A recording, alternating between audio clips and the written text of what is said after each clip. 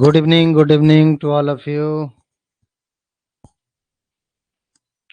Good evening, Pooja, Shuman, Deepak, Sumi, Gayatri, Akash, Anjali. Good evening, good evening. तो आप लोग ठीक हैं? बस एक मिनट रुक जाइए. गुड इवनिंग अनमोल, गुड इवनिंग.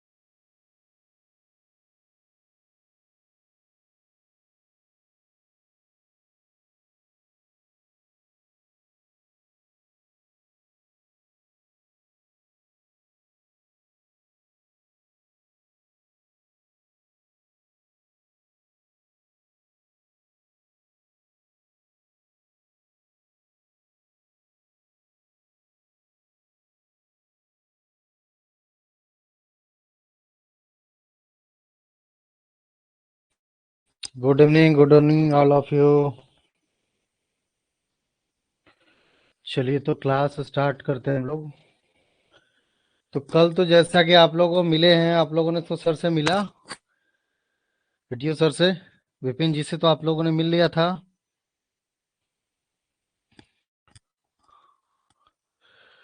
लाइट ठीक है या ज्यादा है? कहीं हमें लगता है कि शायद आपको देखने में दिक्कत होगी. एक मिनट.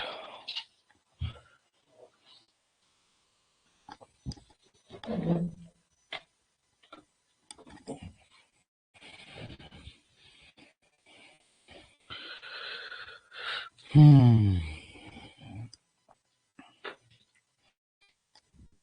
कुछ बोल रहे हैं? हाँ. स्टार्ट. सर हिंदी साहित्य की एंड नीट की और कर दीजिए. हिंदी की जल्दी होगी, फरवरी में सोच रहा हूँ कि फरवरी में आपका करवा दूं. तो हिंदी का और सोशियोलॉजी का. मेरी आवाज जा रही है आप लोग तक?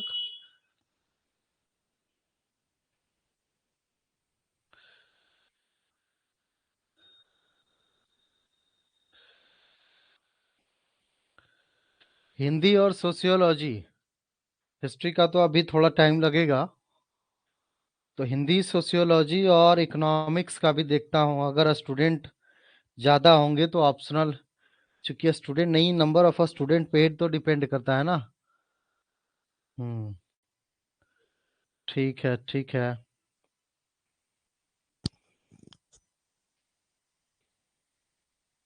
सबमिशन वीडियो क्लियर नहीं आ रही है. कोई बात नहीं, एक मिनट. मैं फिर से लाइट का ऑप्शन देखता हूँ.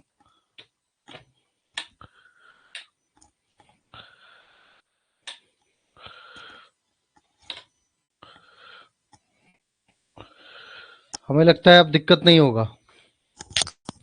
अब ठीक आ रहा होगा. कौन है भाई? हम्म. पॉलिटी का. पॉलिटी का भी मैं देखता हूँ. पॉलिटी का मैं देखता हूँ, पॉलिटी का भी जल्दी होगा. थोड़ा सा उसमें है कि स्टूडेंट का एनरोलमेंट अगर आप लोग करेंगे ज़्यादा तभी तो हो पाएगा, क्योंकि अब किसी को अगर मैं पे भी कर रहा हूँ तो कहीं ना कहीं उनको भी फी वगैरह तो देना पड़ता है ना. तो उसके वजह से इनरोलमेंट अगर ज़्यादा होगा तभी कम से कम, कम अगर पैसा है तो कम से कम इनरोलमेंट ज़्यादा हो तभी स्टूडेंट को कहीं ना कहीं जो पढ़ाएंगे उनको देना पड़ेगा।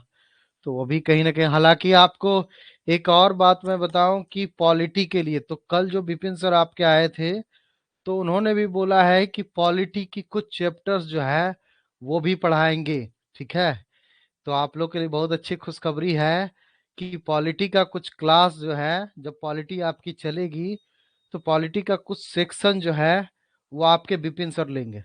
ठीक है, वो कैसे, वो खुद ही एक सक्सेसफुल पर्सनालिटी है, तो अगर वो आपको कैसे पढ़ाएंगे नहीं पढ़ाएंगे, तो हमें लगता है कि उन्होंने बोला है, कल ही उन्होंने बोला कि सर हमें कुछ टॉपिक अगर हो तो आप दीजिएगा, मैं पढ़ाना चाहता हूँ। तो उन्होंने जो स्पेशली बताया है कि जैसे इलेक्शन वगैरह पे, तो इलेक्शन उन्होंने खुद कंडक्ट वगैरह किया है, उसमें पार्टिसिपेट उन्होंने किया है, तो उस पे उनका बहुत अच्छा अनुभव है। तो हमें लगता है कि आप लोग अगर उस टॉपिक का अध्ययन करेंगे उनसे, तो थोड़ा सा बेटर एक्सपीरियंस भी हो जाएगा आप लोग का। ठीक है, उसके साथ साथ मैंने बोला पंचायती राज का, तो चूंकि ब्लॉक डेवलपमेंट ऑफिसर हैं वो, तो ब्लॉक डेवलपमेंट ऑफिसर हैं तो उनका कहीं ना कहीं ब्लॉक में जो पंचायती राज वगैरह जो चलती है, तो उसमें कहीं ना कहीं पकड़ उनकी भी अच्छी है। तो वो भी टॉपिक, तो पॉलिटी की कुछ सेक्शंस जो है वो सेगमेंट है वो आपके विपिन कुमार जो वीडियो हैं तो वो लेंगे आपके। ठीक है, तो कल वो बोल रहे थे। बाकी पॉलिटी की मैं देखता हूँ, पॉलिटी की आपकी तो क्लास ऐसे भी इसकी चलेगी जीएस की, लेकिन ऑप्शनल की बात है तो ऑप्शनल के लिए आप लोग का एक बेटर जो है वो कम से कम, क्योंकि एक ही बार सारे ऑप्शनल को स्टार्ट करना थोड़ा मुश्किल काम है, तो थोड़ा धीरे धीरे हम लोग स्टार्ट करेंगे। तो पॉलिटी के लिए थोड़े दिन रुक जाइए, थोड़े दिन वेट कर लीजिए। हमें लगता है कि फरवरी में आपका, मैं देखता हूँ फरवरी अगर हो सके तो एंड में, फरवरी एंड या फिर मिड में हो सकता है कि पॉलिटी हो सकता है कि आ जाए। ठीक है, तो पॉलिटी ऑप्शनल का भी देखूंगा। आप लोग ऑप्शनल में, पॉलिटी ऑप्शनल में कितने स्टूडेंट हैं? अभी सिर्फ मैं पूछ रहा हूँ आपसे, पॉलिटी ऑप्शनल जो करना चाहते हैं, मैसेज करें, पॉलिटी पॉलिटी लिख करके मैसेज करें आप। जिनको जिनको पॉलिटी का करना है वो पॉलिटी लिख करके मैसेज करें।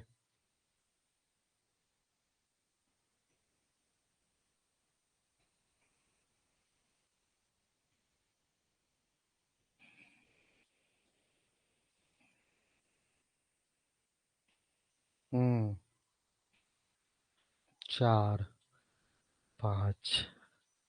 अच्छा,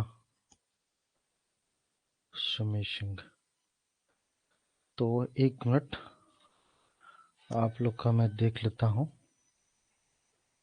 हम्म 6 लोग हैं जो पॉलिटिकल साइंस के हैं। 1 2 3 4 5 6 पॉलिटी के लिए।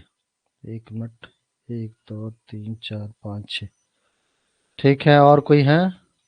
और कोई पॉलिटी के, पॉलिटिकल साइंस या पॉलिटी?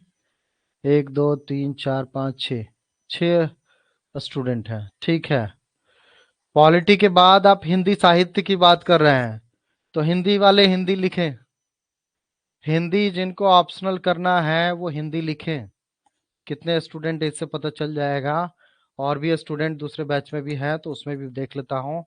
उसके बाद आप लोग की बैच शुरू जो है वो पॉलिटी वाले, अब मान के चलिए आपकी बैच जो है वो फिर जल्दी ही शुरू होगी, क्योंकि स्टूडेंट की संख्या अगर ज़्यादा होगी धीरे धीरे, तो हम लोग चाहेंगे कि उसी बैच को शुरू करें। हिंदी सिर्फ एक मिल रहे हैं। हिंदी में और कोई है? सुमन, आप हिंदी भी बोल रहे हैं पॉलिटी भी बोल रहे हैं, क्या मतलब है आपका? ऑप्शनल आप दो रखना चाहते हैं? दो ऑप्शनल नहीं होता यूपीएससी में, सिर्फ एक ऑप्शनल होता है। दीपक हिंदी, ठीक है। सुमन, सुमन आप पॉलिटी अगर वो ऑप्शनल रखना चाहते हैं या हिंदी, जल्दी बताएं फिर क्लास हम लोग स्टार्ट करेंगे।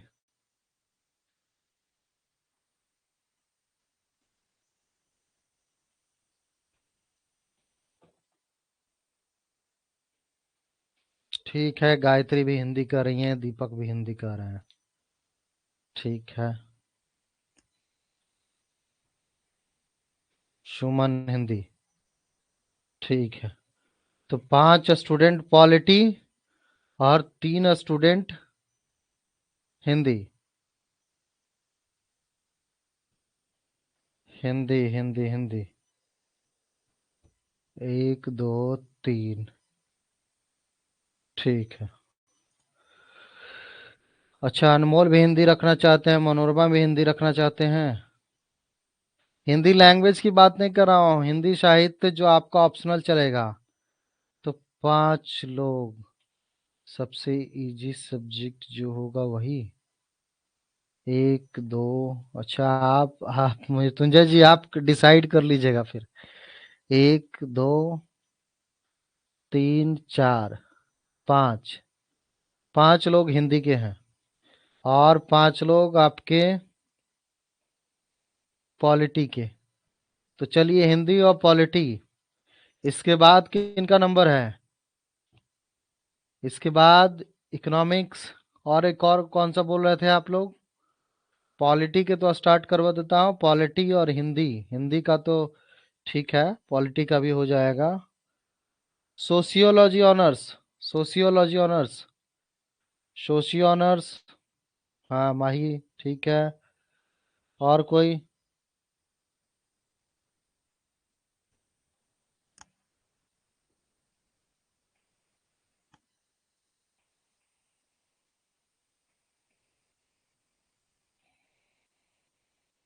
देखिए, आप पे डिपेंड करता है आप कौन सा आपको पढ़ने में ज़्यादा अच्छा लगता है, और कौन सा पढ़ने में, पढ़ने के साथ साथ आपको बेनिफिट जो है। आपको मैंने एक वीडियो भी बनाया है, तो मेरा यूट्यूब पे वीडियो पड़ा हुआ है, मैंने 3 घंटा 2.5 घंटे के वीडियो बनाया है, उसमें बहुत चीज़ डिस्कस किया हूँ।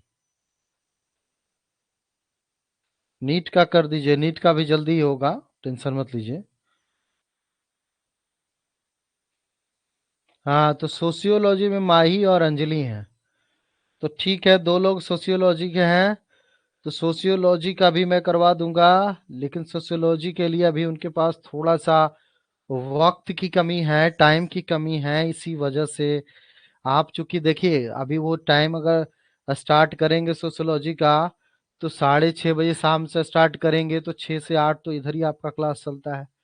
तो कहीं ना कहीं आपको डिस्टरबेंस होगा, एक क्लास छोड़ेंगे फिर दूसरा क्लास करेंगे, तो ऐसे में कहीं ना कहीं आपको दिक्कत होगी। ठीक है, तो बेटर है कि थोड़ा सा वेट कर लीजिए। और सोशियोलॉजी का ऑप्शनल देखता हूँ, अगर मॉर्निंग में हो सके या नाइट शिफ्टिंग में, तो वो। लेकिन ज़्यादा लेट भी हम लोग नहीं कर सकते हैं, तो कहीं ना कहीं हम लोग को बहुत चीज़ ध्यान में रखना भी होता है कि क्लासेस बहुत लेट भी ना चले, लेट तक भी ना चले।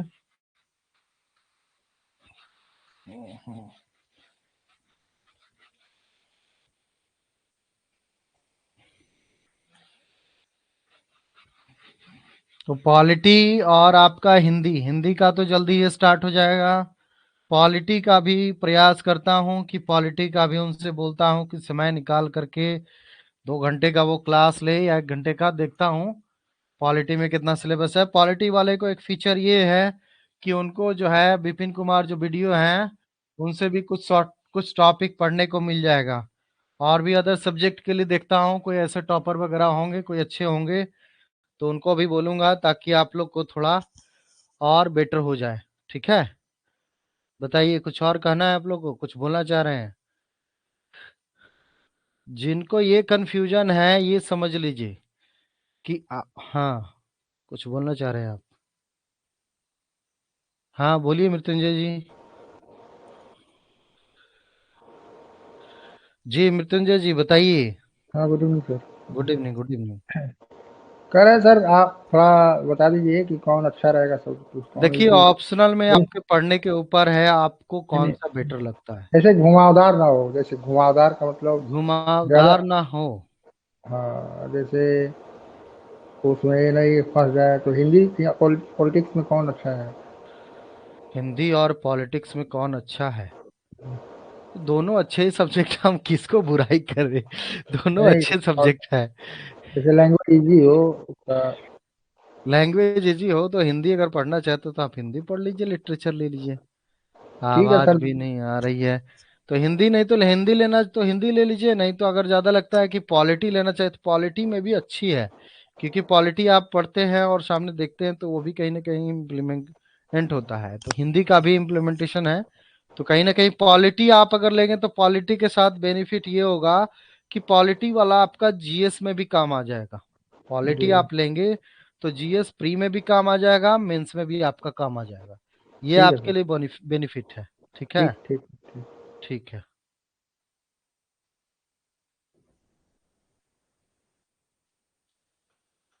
हाँ वही तो, मैं सारे स्टूडेंट को तो दिक्कत नहीं है, सब तो बोल रहे हैं। आवाज तो सही आ रही है, अंजलि भी बोल रही है सही आ रही है, मृत्युंजय, जितने लोग हैं सबको सही आ रही है। गायत्री प्रॉब्लम हो रही है आपको, तो नेटवर्क प्रॉब्लम होगी आपकी, थोड़ा देख लीजिए। जी दीपक बताइए। हेलो, नमस्ते सर। हाँ बताइए, मेरी आवाज आ रही है आपको? हाँ, आ रही है सर, पर मैं ये पूछ रहा था, जैसे आप अभी मिनी सर से बात कर रहे थे, आप बोल रहे क्वालिटी दोनों में काम आ जाए, फिर सर हिंदी से हमें क्या बेनिफिट्स रहेगा अगर हिंदी ऑप्शन तो? देखिए हिंदी ऑप्शनल लेते हैं तो उसका सिलेबस शायद छोटा है हिंदी का, तो कहीं ना कहीं आपको ऑप्शनल में वो फायदा होता है, लेकिन वही है कि फिर आपको कहीं ना कहीं आप देखिएगा तो जैसे हिंदी का कहीं ना कहीं इम्प्लीमेंटेशन, जैसे आप ऐसे वगैरह लिखते हैं तो ऐसे लिखते हैं तो ऐसे में थोड़ा बेहतर कर सकते हैं, हालांकि जो हिंदी में आते हैं तो हिंदी लैंग्वेज में कि कैसे आप कभी भी जब ऐसे लिखते हैं तो ऐसे की शुरुआत किसी कोटेशन से करनी चाहिए, या कोई अच्छी सी कविता है तो उस लाइन से करनी चाहिए, तो उसमें भी कहीं ना कहीं आपको हिंदी, और हिंदी आप जब लिखेंगे, ऑप्शनल लिखेंगे तो उसमें भी, या मेंस लिखेंगे तो उसमें भी हिंदी लैंग्वेज अगर प्योर होगा तो और ज़्यादा बेटर है। बस ये हिंदी का, और आपको क्या बताऊं, जीएस में तो हमें नहीं लगता है कि हिंदी से कोई क्वेश्चन वगैरह पूछता है प्रीलिम्स में। आपको देखिएगा कुछ चीजें हैं जो आपको मेंस में हालांकि थोड़ा बहुत है हिंदी से रिलेटेड, तो वो मिल जाएगा, वो आपको थोड़ा सा बेनिफिट होगा, लेकिन जितना हमें लगता है, मैं जहां तक समझ सकता हूँ कि प्रीलिम्स में आप लोग को पता होगा कि पॉलिटी के क्लियर क्वेश्चन रहते हैं, 10 क्वेश्चन, 10 से प्लस ही रहता है। मेंस में भी आपको पॉलिटी का एक अलग डिफाइंड है, तो वो भी पॉलिटिक का सेक्शन है, तो कहीं ना कहीं वो भी इम्पोर्टेंट है। तो जीएस और मेंस दोनों में कहीं ना कहीं पॉलिटी वो ज्यादा काम आती है। अब हिंदी की बात करूँ तो हिंदी के साथ यही है कि वो साहित्य का विषय है, लैंग्वेज का है, तो लिटरेचर वगैरह, तो उसमें आपको, अगर आप मेंस के दृष्टि से लेंगे तो मेंस के दृष्टि में हिंदी जो है वो आपको शायद शॉर्ट पड़ेगा, तो इजी थोड़ा सा मेंस वगैरह लिखने में होगा, तो उससे लोग प्रीफर करते हैं कि लैंग्वेज वगैरह थोड़ा इजी पड़ता है। लेकिन बाकी अगर आप इम्प्लीमेंट करेंगे उसको प्री में और मेंस में तो थोड़ा कम है, मतलब ना के बराबर, मतलब बहुत ज्यादा मिलता नहीं है प्री में। तो आप हिंदी से सोच ही सकते हैं कि, हाँ ये है कि अगर आप स्टेट पीसेस वगैरह दे रहे हैं तो स्टेट पीसेस में हिंदी वगैरह पूछता है तो वहां पे आपको ज्यादा बेनिफिट होगा। लेकिन अगर शॉर्ट सिलेबस में आप मेंस के दृष्टिकोण से देखें कि अगर आपको शॉर्ट सिलेबस चाहिए, लॉन्ग सिलेबस नहीं कि उतने में हम कवर करके लिख दे, तो वो सब हिंदी थोड़ा ठीक है, लिटरेचर वगैरह लैंग्वेज वगैरह वो ठीक है। लेकिन आप अगर उसी चीज को, दोनों तरफ में, दोनों में अपने, दोनों के अपने अपने फायदे हैं। देखिए जहाँ पॉलिटी आपको मेंस के लिए थोड़ा सा बड़ा है, ठीक है, लेकिन उसका जो बेनिफिट है वो जीएस में प्री में भी मिलेगा और मेंस में भी मिलेगा, ठीक। हिंदी जो है, हिंदी का आपको बेनिफिट प्री में और मेंस में ज्यादातर नहीं के बराबर मिलेगा, थोड़ा बहुत मेंस में आपको मिल सकता है, लेकिन प्री में तो हमें नहीं लगता है कि कोई बहुत ज्यादा उसमें। आप लोग कोई हिंदी का स्टूडेंट होंगे तो पता भी होगा शायद, तो उसमें देखेंगे। लेकिन हाँ मेंस में जब आप लिखेंगे, ऑप्शनल लिखेंगे, तो ऑप्शनल लिखेंगे तो ऑप्शनल आपको छोटा पड़ेगा, तो उसमें वो फायदा है। तो दोनों की अपनी अपनी फायदे हैं, दोनों अपने अपने क्षेत्र में विशेषज्ञ, उनकी अपनी अपनी विशेषता है। तो किसी एक को मतलब कम, और किसी एक को बहुत ज्यादा दिखाना भी नहीं सही है। तो कहीं ना कहीं लेकिन रियल यही है कि मैं जहां तक यही सजेस्ट करता हूं कि ऐसे ऑप्शनल चुने जो आपको एक जगह पे सिर्फ काम ना आए, बल्कि उसका यूज जो है वो मल्टीपर्पज से कर सके आप, जैसे जीएस में भी हो गया, प्रीलिम्स में भी हो गया, मेंस में भी हो गया, आ गया, तो आप अच्छा है उसका यूज करें। लेकिन हिंदी आपको लगता है कि इतना तो पढ़ते ही है, फिर सोर्सेस का इशू रहता है किस में, मतलब पॉलिटी में। तो पॉलिटी में, हाँ पॉलिटी के वही कह रहा हूँ ना कि अपनी का, दोनों सब्जेक्ट की अपनी अपनी विशेषता है। अब अगर सोर्सेस की कहेंगे तो हिंदी है, तो हिंदी लिटरेचर तो बहुत ही आसानी से मिल जाएगा, और बहुत ही सस्ती सस्ती कीमत पे आपको बुक भी अवेलेबल है हिंदी की। लेकिन पॉलिटी की बुक आप सीधे लक्ष्मीकांत की खरीदने जाइए तो थोड़ा सा हो सकता है महंगा मिले, लेकिन हमें लगता है कि ये प्राइस थोड़ा बहुत ज्यादा मैटर नहीं करता है कि 1,000-1,500 रुपए का उतना तो आदमी कर ही सकता है थोड़ा बहुत। अगर नहीं है किसी से तो आप एफर्ड कर सकते हैं किसी और से, थोड़ा बहुत तो मैनेज करना पड़ता है। लेकिन आपको जब यही बात पॉलिटी में, तो पॉलिटी की भी बहुत सारी हिंदी में है, ऐसा नहीं है। आप लोग अभी यूपीएससी के लिए पढ़ रहे हैं तो आप लोग को लगता है कि बहुत ज्यादा नहीं है, लेकिन हिस्ट्री अगर आप रियली में देखिएगा तो पॉलिटी का हिंदी में भी बहुत सारे अवेलेबल है। तो हिंदी में अगर नहीं है, इंग्लिश में आपको लगता है पढ़ना चाहिए तो थोड़ा सा लैंग्वेज का है। ठीक है, तो आप अपने अपने दृष्टिकोण से देख लीजिएगा। लेकिन हाँ, मैं यही कहूंगा कि इंटरेस्ट जिसमें ज्यादा हो, उस जो रुचिकर ज्यादा हो, जिसमें आप लगता है कि आपको पढ़ करके कुछ मजा आता हो, जिसको पढ़ने में कुछ मजा आता हो और लगता हो कि हाँ इससे कर जाएंगे, जो भी क्वेश्चन आएगा कर जाएंगे, तो वो क्वेश्चन वो लीजिए, तो आपको मेंस लिखने में दिक्कत नहीं होगा। जो ऑप्शनल का जब आएगा तो ऑप्शनल लिखने में दिक्कत नहीं होगा। लेकिन ऐसा सब्जेक्ट मत पकड़ लीजिएगा कि वो हमारा जी इसमें भी काम आ रहा है, इसमें भी काम आ रहा है, लेकिन इतना टफ है कि करना नहीं। लेकिन हमें तो नहीं लगता है कि पॉलिटी बहुत ज्यादा टफ वगैरह है, ऐसा तो है नहीं। वो बहुत ही सामान्य तरीके का है कि आप उसको टफ बनाना चाहें तो बात अलग है। हाँ, सोशियोलॉजी भी काफी इंटरेस्टिंग है। सोशियोलॉजी में भी, सोशियोलॉजी आप जो बोल रहे हैं तो सोशियोलॉजी हमें हमें लगता है माही, सोशियोलॉजी में आपको हिस्ट्री भी बहुत काम होता है। जो आपको पढ़ा रहा हूँ तो आदिम समाज उसमें भी पढ़ना है। मेरा भी एक जो है बीए में सोशियोलॉजी था पेपर, तो ह्यूमन एंथ्रोपोलॉजी मुझे भी पढ़ना था, तो मैंने भी ह्यूमन एंथ्रोपोलॉजी पढ़ा है। तो सोशियोलॉजी का मैंने पढ़ा था तो उसमें देखा था कि आदिम समाज वगैरह के बारे में पढ़ना होता है। एंथ्रोपोलॉजी का एक पेपर अलग ही हो जाता है उसमें, तो बड़ा इंपॉर्टेंट है, वो भी अच्छा है। हम्म। हिस्ट्री तो हिस्ट्री है, हिस्ट्री तो सागर है। हिस्ट्री आप लेंगे तो हिस्ट्री में तो आप समझ ही रहे हैं कि एंशियंट है, मेडिवल है, मॉडर्न है और वर्ल्ड है।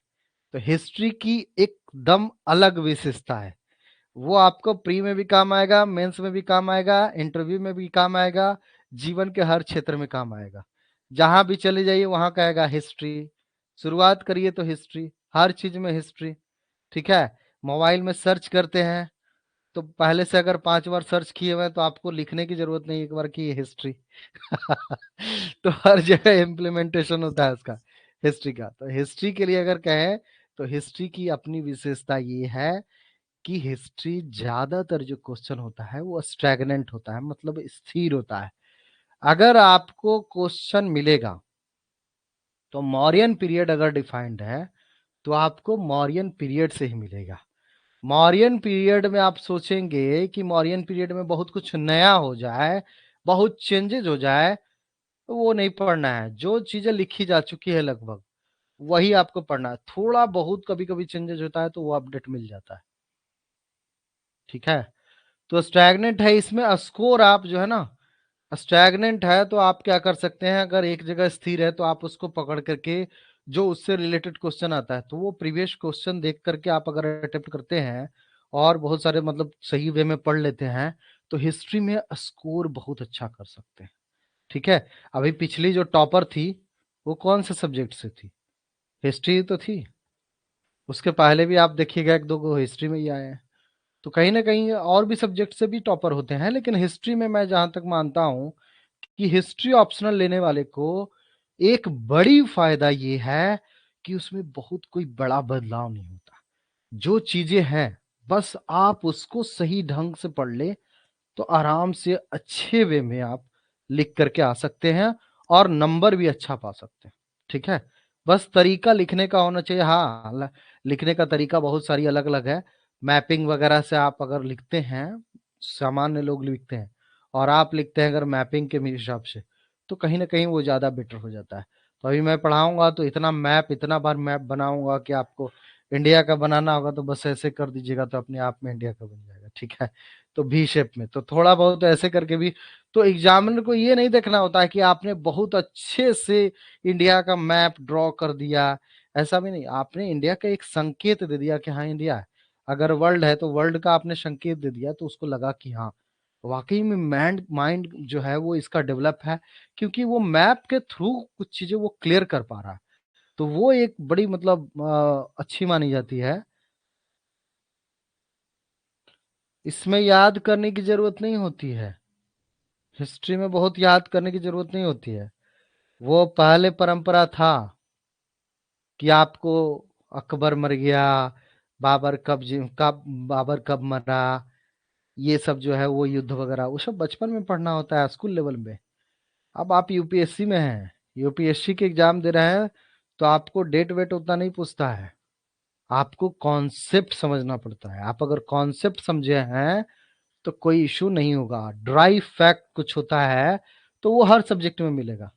पॉलिटी पढ़ते हैं तो क्या पॉलिटी के लिए हम लोग अमेंडमेंट नहीं पढ़ते हैं? पॉलिटी का पूरा जो कॉन्स्टिट्यूशन का है लिखा हुआ, तो आर्टिकल्स नहीं पढ़ते हैं? तो आर्टिकल्स याद रखना पड़ता है ना, पॉलिटी में भी है। तो वो हर सब्जेक्ट की नेचर है, हर सब्जेक्ट में आपको कुछ फैक्चुअल मिलेगा और कुछ आपको ज्यादातर जो है उसमें कॉन्सेप्ट होगा। तो वो एक्सक्यूज देना कि सर हमें बहुत याद करना पड़ता है, वैसा कुछ बहुत ज्यादा है नहीं। वो स्टार्टिंग के लेवल में होता है, बचपन बचपन के लेवल में, टेंथ उन्थ के लेवल में। उसके बाद बहुत ज्यादा जरूरत नहीं पड़ता। कुछ चीजें हर सब्जेक्ट में आपको मिलेगी जो नॉर्मल है, कि कुछ फैक्ट्स आपको याद करना ही पड़ता है। ठीक है, क्लियर हो गया? आप कोई डाउट तो नहीं है? क्लास शुरू करें कि और कुछ पूछना है? कल यही बात सब पूछ रहे थे, तो कल भी टाइम था, बैठा हुआ था, आप लोग के सेशन के लिए था। अब आपको जो बोला था, आप लोग को जो बोला था, कल मैंने वादा किया था कि 1 रुपया में, मात्र 1 रुपया में, वो भी मजबूरी लेना पड़ रहा है 1 रुपया। कोई लेगा भी तो हमसे वापस ले लीजिएगा, 1 रुपए का तो टॉफी, टॉफी भी सही ढंग का नहीं होता है। वो मजबूरी है कि ऐप पे रजिस्टर करना है तो जीरो नहीं होना चाहिए, इसलिए 1 रुपया मिनिमम कर दिया हूँ। लेकिन उसमें भी पूरा जीएस का जो है, प्रीलिम्स और मेंस जीएस, कोई क्लास करना चाहता है तो मात्र 1 रुपया में वो पे करके पूरी क्लास ले सकता है। हाँ, अगर उनको ये फैसिलिटी है, सिर्फ क्लास की फैसिलिटी उनको, कि वो अगर पूरा प्री और मेंस की क्लास करना चाहते हैं तो कर सकते हैं, पूरा फ्री है। लेकिन उसके साथ अगर मटेरियल लेना होगा तो मटेरियल की कॉस्ट आपको बता ही दिया हूँ कि बहुत ज़्यादा है नहीं, 50 रुपीज़ का अपना दे करके वो ले सकते हैं। तो ये मत सोचिएगा कि अगर आप लोगों ने 1000 या 500 के तहत ले लिया है तो आपको फिर 1 रुपया में कैसे। तो इसमें दोनों अलग अलग है, इसमें सिर्फ और सिर्फ 1 रुपया वाला में जीएस का है। ठीक है। हाँ दीपक बताइए। सर मैं ये पूछ रहा हूँ, जैसे जो 1 रुपए में अभी जो लेगा बेच, तो उसमें हाँ, सिर्फ जीएस की क्लासेस फ्री रहेंगी, जैसे सी सेट वगैरह नहीं और वो जो सब नहीं रहेगा ना, ऐसे सीसेट वगैरह नहीं है, सिर्फ जीएस। जीएस का मतलब क्या होता है? सीसेट होता नहीं ना, नहीं सर। तो सीसेट और नहीं है। ठीक है और थैंक यू। ऑप्शनल भी नहीं है, जी सीसेट भी नहीं है, ऑप्शनल भी नहीं है। इसके साथ साथ आपको बता दूं एशे भी नहीं है, लैंग्वेज के पेपर भी नहीं है। तो 500 या 1000 जो आपने दिया है, उनको क्या मिल रहा है? एक तो 1000 वाले को वही मिल रहा है कि आपको प्री लेकर के, और ये भी मैं बता दूं 1 रुपीज वाला है वो 12 मंथ के लिए, सिर्फ जीएस का। जबकि आपको मिला है 1000 वाले जो हैं उनको मिला है पूरी 15 महीने का, जिसमें आपका यूपीएससी का प्री है, प्री के साथ साथ आपका प्री का जितना सब्जेक्ट है वो है, सीसेट है उसमें, उसके बाद मेंस है, मेंस का पूरा सब्जेक्ट, सब्जेक्ट के साथ साथ एसे और लैंग्वेज का भी पेपर है उसमें। ठीक है, तो एसे बहुत बड़ी बात होती है, एसे और लैंग्वेज दोनों का पेपर उसमें आपका शामिल है। साथ में 1,000 में आपको पूरी मटेरियल फ्री मिल रही है, मटेरियल की कभी देनी नहीं पड़ रही। 500 वाले जो भी स्टूडेंट हैं उनके लिए क्या व्यवस्था है, कि उनके लिए भी सेम व्यवस्था है, बस उनके साथ सीसेट नहीं है, और उनका जो 50 रुपीज का है वो मटेरियल का पर मटेरियल है। ठीक है, तो पर यूनिट का है जब भी आप।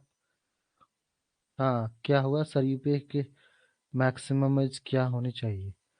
मैक्सिमम एज देखिए कैटेगरी वाइज उसमें डिवाइड है, तो ये कोई बहुत बड़ी बात नहीं है। आप लोग अगर देख सकते हैं, नेट में भी टाइप करेंगे तो वो मिल जाएगा कि 32 साल जो है वो कहीं ना कहीं जनरल के लिए है, उसके बाद फिर वो आपको जो कहा जाता है कि कैटेगरी के हैं तो उसमें 3 साल, ओबीसी हैं तो 3 साल प्लस हो जाएगा, एससी हैं तो उनको और ज्यादा। तो कैटेगरी वाइज है, आप लोग देख लीजिएगा, उसमें भी आपको क्लियर हो जाएगा। ठीक है, तो अभी आपका एज अगर है 32 से प्लस है और आप अगर किसी कैटेगरी में आ रहे हैं तो कहीं ना कहीं आप अगर उस एज कैटेगरी में है तो आप एग्जाम दे सकते हैं, वैसा कोई इशू नहीं है। लेकिन जिनके पास एज नहीं है उनको तो दिक्कत होता ही है। अटेम्प्ट भी है तो अटेम्प्ट भी उसी के अकॉर्डिंग है, एज के अकॉर्डिंग भी है आपका। हाँ, तो 32 और 3 मान लीजिए 35 और प्लस आप एक दो अगर डिसेबल का होगा तो वो थोड़ा सा देख लीजिएगा कि क्या एप्लीकेबल होता है।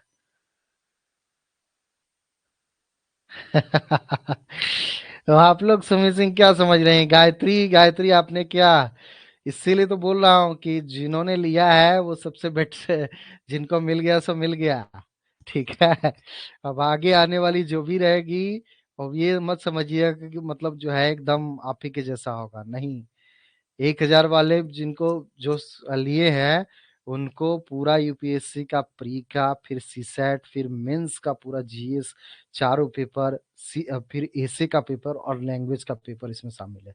ठीक है, प्लस इंटरव्यू भी आपका शामिल है इसमें। ठीक है, और 15 महीने का टोटल, और पूरा मटेरियल भी फ्री है। लेकिन आपका दूसरे जो 500 है उनको भी मैंने क्या किया है कि यूपीएससी का प्री प्री प्री में सिर्फ आपका जीएस और मेंस का पूरा पेपर दे दिया हूँ, और उसमें आपका एक जो है इंटरव्यू, तो इंटरव्यू प्लस कर दिया हूँ उनका कि आप इंटरव्यू प्लस ले लीजिए, आपको ऐसा कोई दिक्कत नहीं होना चाहिए। तो इंटरव्यू दे दिया गया है। हाँ, मटेरियल के लिए, तो मटेरियल के लिए कॉस्ट इसलिए लग रहा है क्योंकि हर टाइम में मटेरियल को फ्री कर पाना, देखिए क्लास हम लोग ले रहे हैं, प्रोफेसर और जो एक्सपर्ट हैं वो ले लेते हैं, पैसा नहीं लेते हैं। लेकिन दिक्कत ये है कि मटेरियल जो तैयार करता है तो कम से कम उनको भी तो कुछ पे करना पड़ता है ना। आप खुद सोच के देखिए कहाँ से आदमी देगा। हम लोग समर्पित हैं आपके लिए, लेकिन कंटेंट रेडी करने वाला तो समर्पित नहीं हो सकता ना। तो कहीं ना कहीं वो सब चीजें देखनी पड़ती है। कोई बात नहीं, कोई बात नहीं, कोई बात नहीं। डर लगता है इंटरव्यू से, इंटरव्यू से डरिए नहीं, अभी प्री ले लीजिए फिर मेंस और उसके बाद दोनों पढ़ लीजिएगा तो इंटरव्यू का मॉक एक ड्रिल हो जाएगा आपका। ठीक है, तो इंटरव्यू आप लोग को करवा दूंगा। तो कहीं भी किसी भी जॉब में जाएंगे जिसमें इंटरव्यू होती है तो उसमें हेजिटेशन फिर नहीं रहेगा आपको, फिर दिक्कत नहीं होगी। तो आपकी पूरी प्रिपेयर जो है वो पूरी तरह से प्रिपेयर हो जाएगा। अब ये मैंने 1,500, अब 1 रुपये वाला मैं बताता हूँ। 1 रुपये वाला में सिर्फ और सिर्फ कितना महीने का ड्यूरेशन है? 1,000 वाले में 15, 500 वाले में 15 महीना, 1 रुपया वाले में 12 महीने का ड्यूरेशन है, 1 साल का। और सिर्फ जीएस का पेपर है। तो जीएस का पेपर जो आपका प्रीलिम्स में जो 6 सब्जेक्ट या 7 सब्जेक्ट, 6 सब्जेक्ट, 7 सब्जेक्ट है, तो करंट अफेयर छोड़ दीजिए, करंट अफेयर अलग है। तो जीएस में 6 सब्जेक्ट और फिर मेंस में 4 जीएस पेपर। तो ये मेंस में जो 4 जीएस पेपर वो अपने आप में बहुत हैवी होता है, वो भी हम लोगों ने प्रोवाइड कर दिया आपको। कहीं भी आप चले जाइए तो शायद मिल जाए, तो बहुत बड़ी बात होगी। ठीक है, तो इसी चीज के लिए पैसा आपको 1,80,000, 1,60,000, 1.5 लाख रुपए तक जो है, 2-2 लाख रुपए तक दे रहे हैं लोग। ठीक है, तो हम लोग वो नहीं चाहते हैं कि आप लोग से वो काम करे, तो इसलिए हम लोगों ने जितना हो सकता है अपने स्तर पे, ताकि आप लोग कर सके। अब 1 रुपया देने में भी अगर किसी आदमी को सोचना पड़ रहा है तो उससे हमें लगता है कि उम्मीद नहीं करना चाहिए कि वो यूपीएससी की तैयारी कर सके। ठीक है, हाँ अंजलि बताइए। हाँ अंजलि बताइए, कुछ बोलना चाह रही हैं आप? Good evening sir. Good evening, good evening, बताइए। सर मैं ये कह रही थी कि विपिन सर जो है वो पॉलिटी का क्लास सिर्फ मेंस ऑप्शनल सब्जेक्ट का ही लेंगे। पॉलिटी तो इसमें प्री में भी होता है तो। नहीं नहीं, मैंने कहाँ बोला, मैंने तो पॉलिटी के लिए बोला, ऑप्शनल के लिए कि ऑप्शनल कौन कौन करना चाहते हैं। तो ऑप्शनल जिनको करना होगा उनके लिए बैच स्टार्ट होगी अलग से। ठीक है, बाकी आपका जीएस में जो आपका हिस्ट्री है, पॉलिटी है, इकोनॉमिक्स है, इन्वायरमेंट है, ज्योग्राफी हो गया, तो ये सब जो है वो तो पूरा पढ़ाया ही जाएगा आपको। Thank you sir. वेलकम। इसके लिए अलग से नहीं करना है आपको। हिस्ट्री के लिए जो आपको ऑप्शनल सब्जेक्ट था, मैं उसके लिए सिर्फ आपसे पूछा था। तो ऑप्शनल सब्जेक्ट कहीं ना कहीं आप लोगों ने ऑप्शनल जो किया है, ऑप्शनल जो करेंगे, तो उसके लिए मैंने पूछा था। आप लोगों ने, सारे लोगों ने जवाब सही दिया है ना? कोई गड़बड़ तो नहीं दिया है ना? उसी के बेस पे स्टार्ट करवाऊंगा। और भी कुछ स्टूडेंट हैं, उनको देख लूंगा, उसके बाद फिर जो जो स्टूडेंट होंगे उनके लिए स्टार्ट करवा दूंगा। ठीक है? और भी जो स्टूडेंट आना चाहेंगे उसमें आ सकते हैं, कोई इशू नहीं है। ठीक है, तो अब चलिए हम लोग पढ़ें, स्टार्ट करें क्लास। तो सिंधु घाटी सभ्यता, तो सिंधु घाटी सभ्यता हम लोग पढ़ रहे थे। Indus valley civilisation.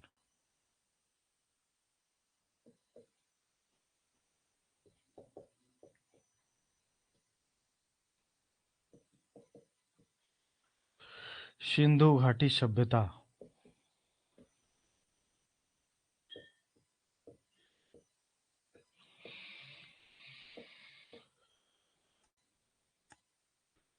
ठीक है, सिंधु घाटी सभ्यता।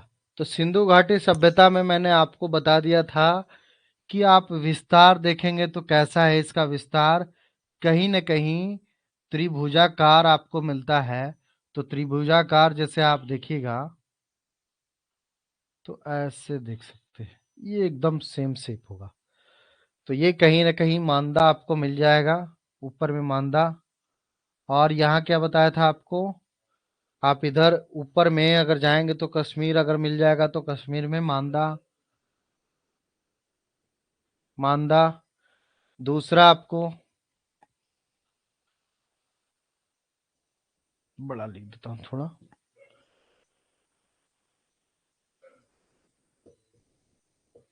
मांदा। ठीक है, दिख रहा है मांदा। यूपी, यूपी के ये कश्मीर हो गया, तो इसको लिख लीजिए कश्मीर, कश्मीर, मांदा, आलमगीरपुर। ठीक है, ये हो गया यूपी का आलमगीरपुर, आलमगीरपुर। ठीक है, और दूसरा हो गया आपका इधर, कौन सा हम लोगों ने बोला था, इधर आपका बताया था कौन सा, बताइए। आप लोग में से कोई बता सकता है? कुछ बोल रहे हैं, मकरान। तो ये मकरान हो गया बलूचिस्तान का पश्चिम में, बलूचिस्तान पाकिस्तान, मकरान बलूचिस्तान, बलूचिस्तान पाकिस्तान। ठीक है,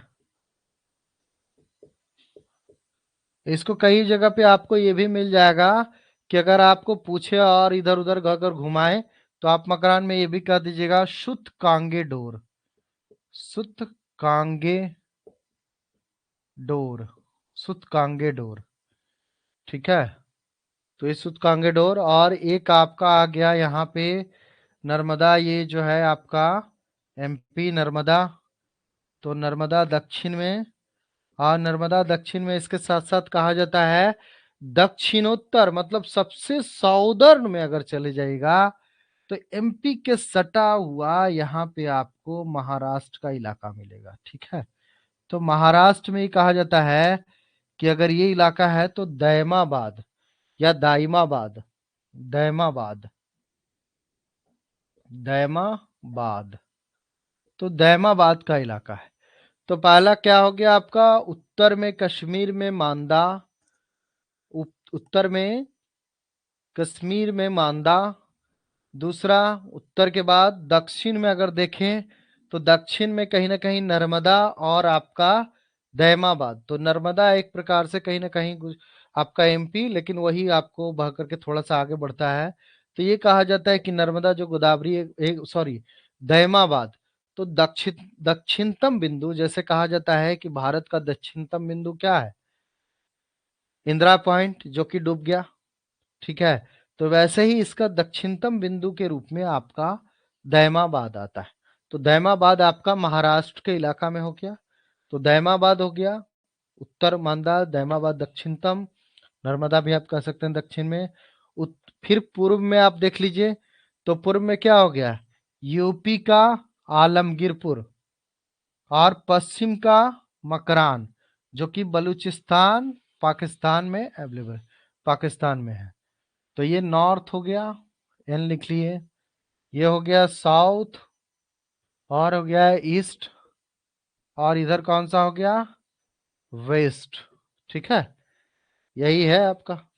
तो सिंधु घाटी सभ्यता कैसी दिख रही है, त्रिकोण। तो कई बार क्वेश्चन में पूछा जाता है कि सिंधु घाटी सभ्यता का आकार कैसा था, त्रिभुजाकार, चतुर्भुज, ट्राइंगुलर या रेक्टेंगुलर। तो ये कहीं ना कहीं आपको ध्यान रखना है कि ये त्रिकोण मिलता है। त्रिकोण कैसे, तो आप इधर जाएंगे तो क्या मिलेगा, राजस्थान मिलेगा। तो राजस्थान, पंजाब और सिंध का इलाका, तो पंजाब और सिंध मूल है। इसके बाद थोड़ा सा ऊपर बढ़ जाएंगे तो इसकी उत्तरी सीमा जो है वो कश्मीर में मांदा मिलती है, मांदा हो गया।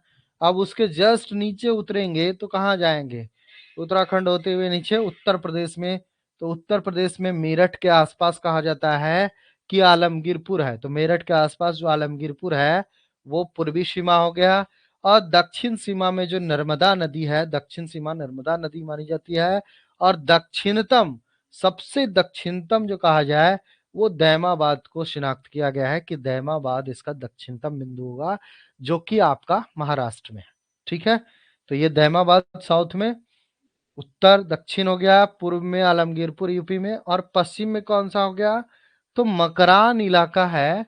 तो मकरान में कहा जाता है, मकरान जो है वो बलूचिस्तान पाकिस्तान में। ठीक है, तो बलूचिस्तान भी पाकिस्तान में, तो कही जाती है बलूचिस्तान के पाकिस्तान में मकरान है। तो मकरान को आपका सिंधु घाटी का पश्चिमी इलाका कहा जाता है। शुष्क डोर भी यहीं पे आता है।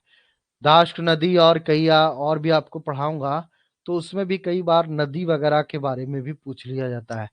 ठीक है, तो नदी वगैरह जो पूछा जाता है आपको, तो देखिएगा कि हर मांदा भी आपको अलग नदी पे, ये भी अलग नदी पे, फिर दैमाबाद भी आपको अलग नदी पे, और ये भी अलग।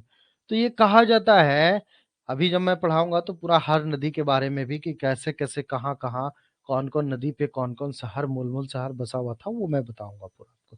ठीक है, तो ये ज्यादातर ये देखा गया है कि जो आपको मैंने पहले भी पढ़ाया था, इसके पहले तो आपको सोहन घाटी के बारे में पढ़ाया था।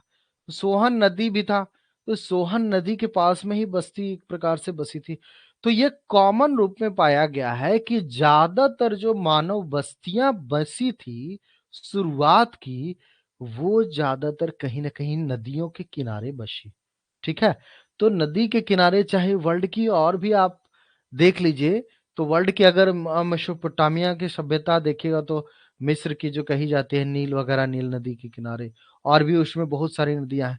तो कही जाती है कि ज्यादातर जो सभ्यताएं बसी है वो सभ्यताएं ज्यादातर नदी के किनारे बसी। ठीक है, तो पहले शुरुआती के जो मानव बस्ती हुआ करता था वो ज्यादातर नदी के किनारे, इसलिए ज्यादातर आपको ये जो जो भी मिलेंगे आपको, मांदा भी है वो भी नदी के किनारे पर, यूपी का आलमगीरपुर वो भी नदी के किनारे पे, दैमाबाद भी नदी के किनारे पे, मरकरान भी, आगे भी आप मिस्र मेसोपोटामिया वगैरह पढ़ेंगे, वो भी कहीं ना कहीं नदी पे ही एक प्रकार से नदी के किनारे ही बसा हुआ है, या कई बार नदी के घाटी में भी बसा हुआ है। ठीक है, तो ये चीजें है, तो ज्यादातर प्रारंभिक बस्तियां यही नदी के किनारे देखी गई। तो हम कहीं ना कहीं मूलतः जो जान रहे हैं कि सिंधु घाटी सभ्यता जो हो गई, सिंधु घाटी सभ्यता एक त्रिकोणीय आकार की थी।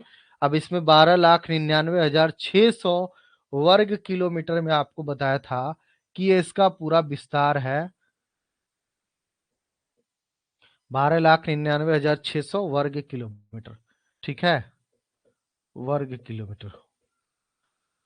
अब इसमें भी आप देखिएगा तो वर्ग किलोमीटर जो हम लोग बोल रहे हैं, तो वर्ग किलोमीटर में भी आपको एक बात मिलेगा कि कहीं ना कहीं सिंधु घाटी सभ्यता जो थी अपने समकालीन सभ्यताओं में, जो मिस्र की सभ्यता थी, मिस्र की, मिस्र, इजिप्ट, मिस्र,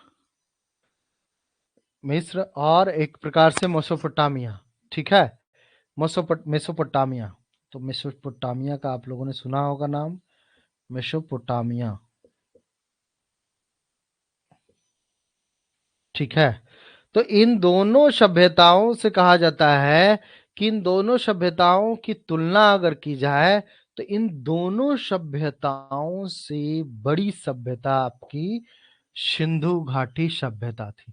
तो इसको अगर तुलना भी किया जाए तो कहीं ना कहीं उस टाइम की जितने भी वर्ल्ड में सभ्यताएं हुई है, सिंधु घाटी सभ्यता के टाइम में वर्ल्ड में जितनी भी सभ्यताएं हुई है, उन सारी सभ्यताओं में सबसे बड़ी सभ्यता जो है, एरिया जो सबसे बड़ी सभ्यता एरिया के हिसाब से सिंधु घाटी सभ्यता थी भारत की। ठीक है।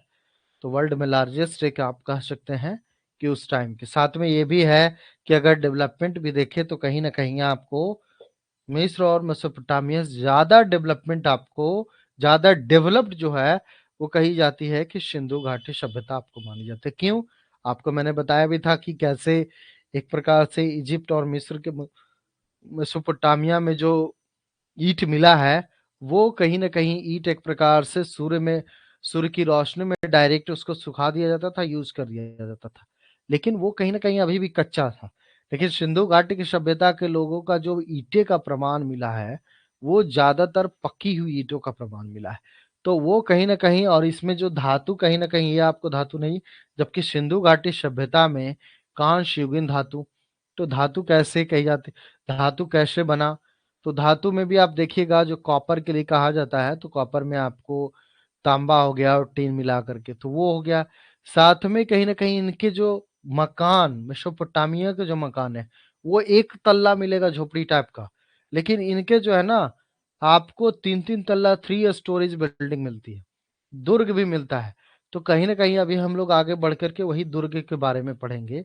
तो कैसे मेसोपोटामिया पूरा सिंधु घाटी सभ्यता में हड़प्पा, जो पंजाब में हड़प्पा और हाँ पंजाब में जो पाकिस्तान में, तो हड़प्पा और दूसरा मोहनजोदड़ो, ये दो ऐसा नगर पूरा सिंधु घाटी सभ्यता में रहा है जो कि विशाल नगर के रूप में जाना जाता था। और इन दोनों जगह पे मिट्टी के जो कहा जाता है कि मिट्टी के जो एक प्रकार से कहीं ना कहीं जो ईंट बनाई जाती थी, तो ईंट, उस ईंट से निर्मित महल भी जो है वो मिला है।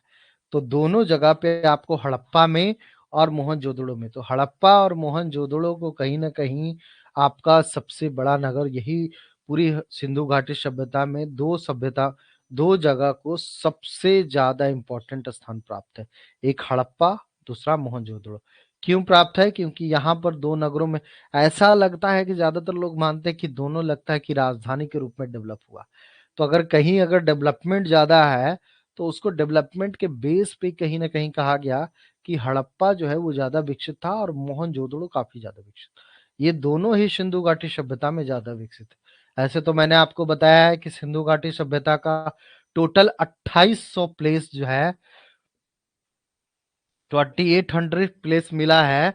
खुदाई जो हुआ तो 2800 पूरा जो कहा जाता है कि 2800 साइट्स का खुदाई हुआ, लेकिन उस 2800 साइट्स में जो सबसे विकसित है वो 7 है। ठीक है, ओनली 7 है। और उस 7 में भी आप देखेंगे उससे सबसे ज्यादा तो 2 आपको मिलेगा। 2 कौन? एक हड़प्पा और दूसरा मोहनजोदड़ो।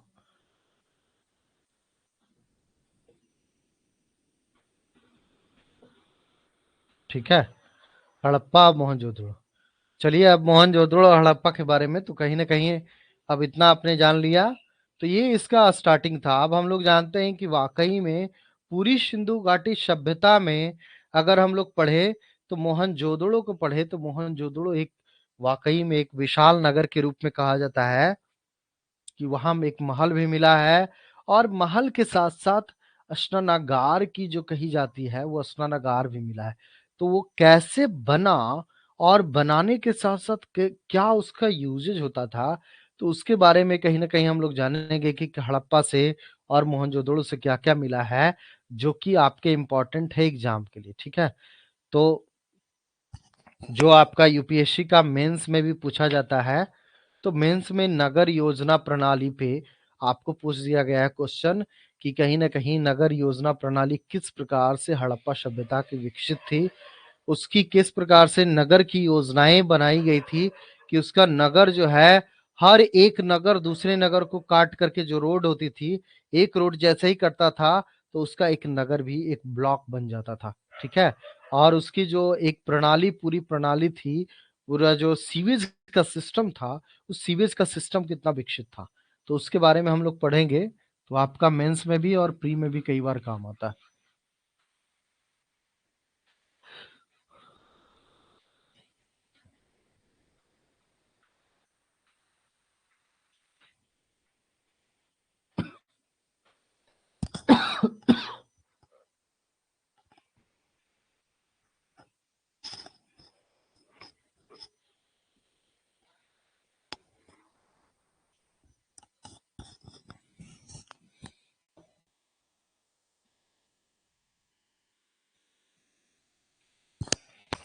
तो सबसे पहले हम लोग पढ़ते हैं हड़प्पा के बारे में।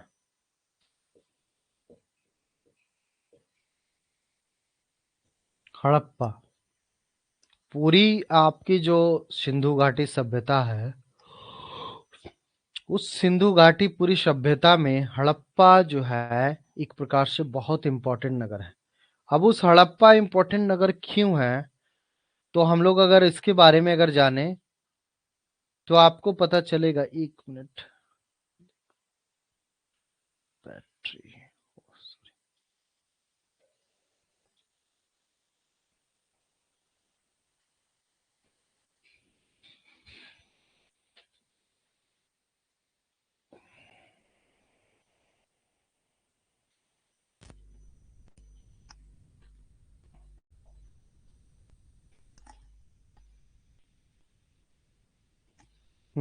तो हड़प्पा के बारे में कहीं ना कहीं कहा जाता है कि अगर पूरे भारत में आप हड़प्पा को अगर देखें, कि अगर सिंधु घाटी सभ्यता ये थी, तो सिंधु घाटी सभ्यता जो थी, सिंधु घाटी सभ्यता में हड़प्पा एक विकसित नगर के रूप में जाना जाता है, विकसित नगर के रूप में।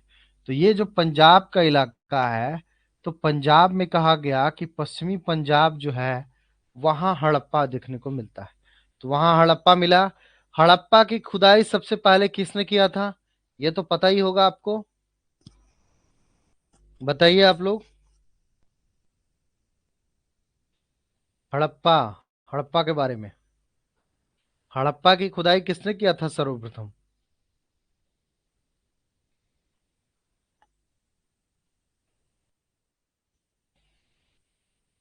हम्म बताइए, जल्दी जल्दी बताइए।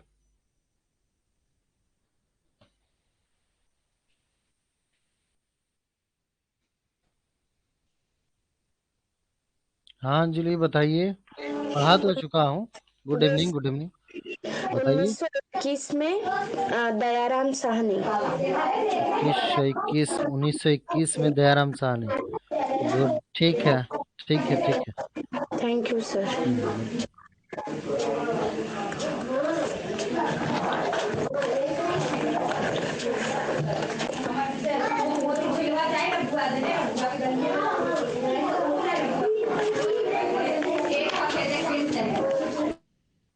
हम्म दयाराम साहनी, दयाराम साहनी, दयाराम साहनी 1921। चलिए, क्लियर है। तो इस बात से क्लियर है कि कहीं ना कहीं दयाराम साहनी जो थे, वो कहीं ना कहीं 1921 में हड़प्पा की सर्वप्रथम एक प्रकार से खोज किया था। ठीक है।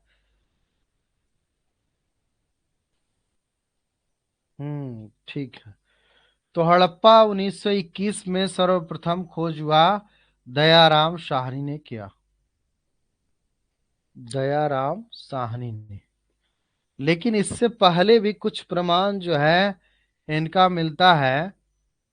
दयाराम साहनी, साहनी, ठीक है, दयाराम साहनी। तो दयाराम साहनी के बारे में हालांकि ये कहा जाता है कि इस टीले का, हड़प्पा के टीले का उल्लेख सबसे पहले अगर किसी ने किया था, अलेक्जेंडर कनिंगम 1853। नहीं, ये डायरेक्टली नहीं कह सकते 1853। उसके पहले भी एक आपके मिलते हैं जिनका नाम है चार्ल्स मैसन। चार्ल्स मैसन 1826 में कहा जाता है, 1826 ईस्वी में सबसे पहले आपका इस सर्वप्रथम टीले का उल्लेख जो कहा जाता है वो चार्ल्स मैसन ने किया था।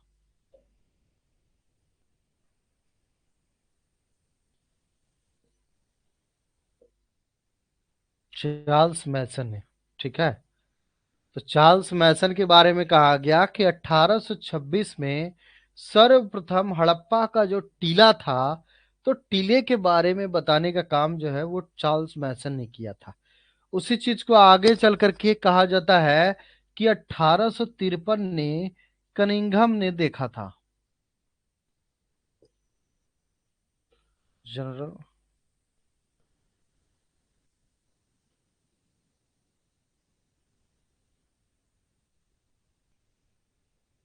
कनिंघम, ठीक है, जनरल कनिंघम।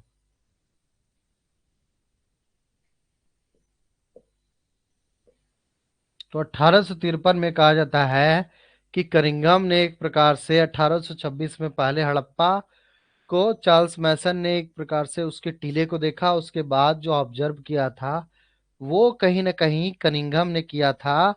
लेकिन दयाराम साहनी के बारे में कहा जाता है कि अंततः 1921 में दयाराम साहनी ने हड़प्पा को उत्खनन किया, एक्सकेवेट किया, एक्सकेवेट करके एक प्रकार से उसको एक्सप्लोर किया और एक्सप्लोर करके हमें कहीं ना कहीं उसके बारे में बताया कि कैसे दयाराम साहनी ने 1921 में हड़प्पा सभ्यता की खोज की। और हड़प्पा सभ्यता की खोज की वजह से ही कहा जाता है कि आगे चल करके एक जो बड़ी सभ्यता थी इंडस वैली सिविलाइजेशन, ये उसी की एक मतलब एक प्रकार से खोज थी, ठीक है। और ये भी कहा जाता है कि ये कहीं ना कहीं आपको कई बार जगह पे देखने को मिल जाएगा कि जो चार्ल्स जॉन मार्शल हैं, तो जॉन मार्शल के बारे में भी एक बार मिल जाएगा कहीं ना कहीं आपको कि जो दयाराम साहनी ने जो उत्खनन का कार्य किया था वो कहीं ना कहीं आपका जॉन मार्शल के नेतृत्व में किया था, ठीक है, जॉन मार्शल के नेतृत्व में बताया जाता है। लेकिन आप मूल रूप में देखिएगा कि जॉन मार्शल आगे चल करके कहीं ना कहीं हड़प्पा की वो खोज करते हैं। जब आपके दयाराम साहनी पूरा खोज लेते हैं, उसके बाद की जिम्मेदारी जो आती है आपका वो जॉन मार्शल पे आता है, ठीक है। तो हड़प्पा में मेन हम लोग जो है जो उसकी विशेषता है उसकी विशेषता पर बात करते हैं। तो ये लिख लिया आपने, इसको मिटा दूं। तो इसकी विशेषता है नगर योजना, नगर योजना प्रणाली, नगर योजना, जो टाउन प्लानिंग होता है,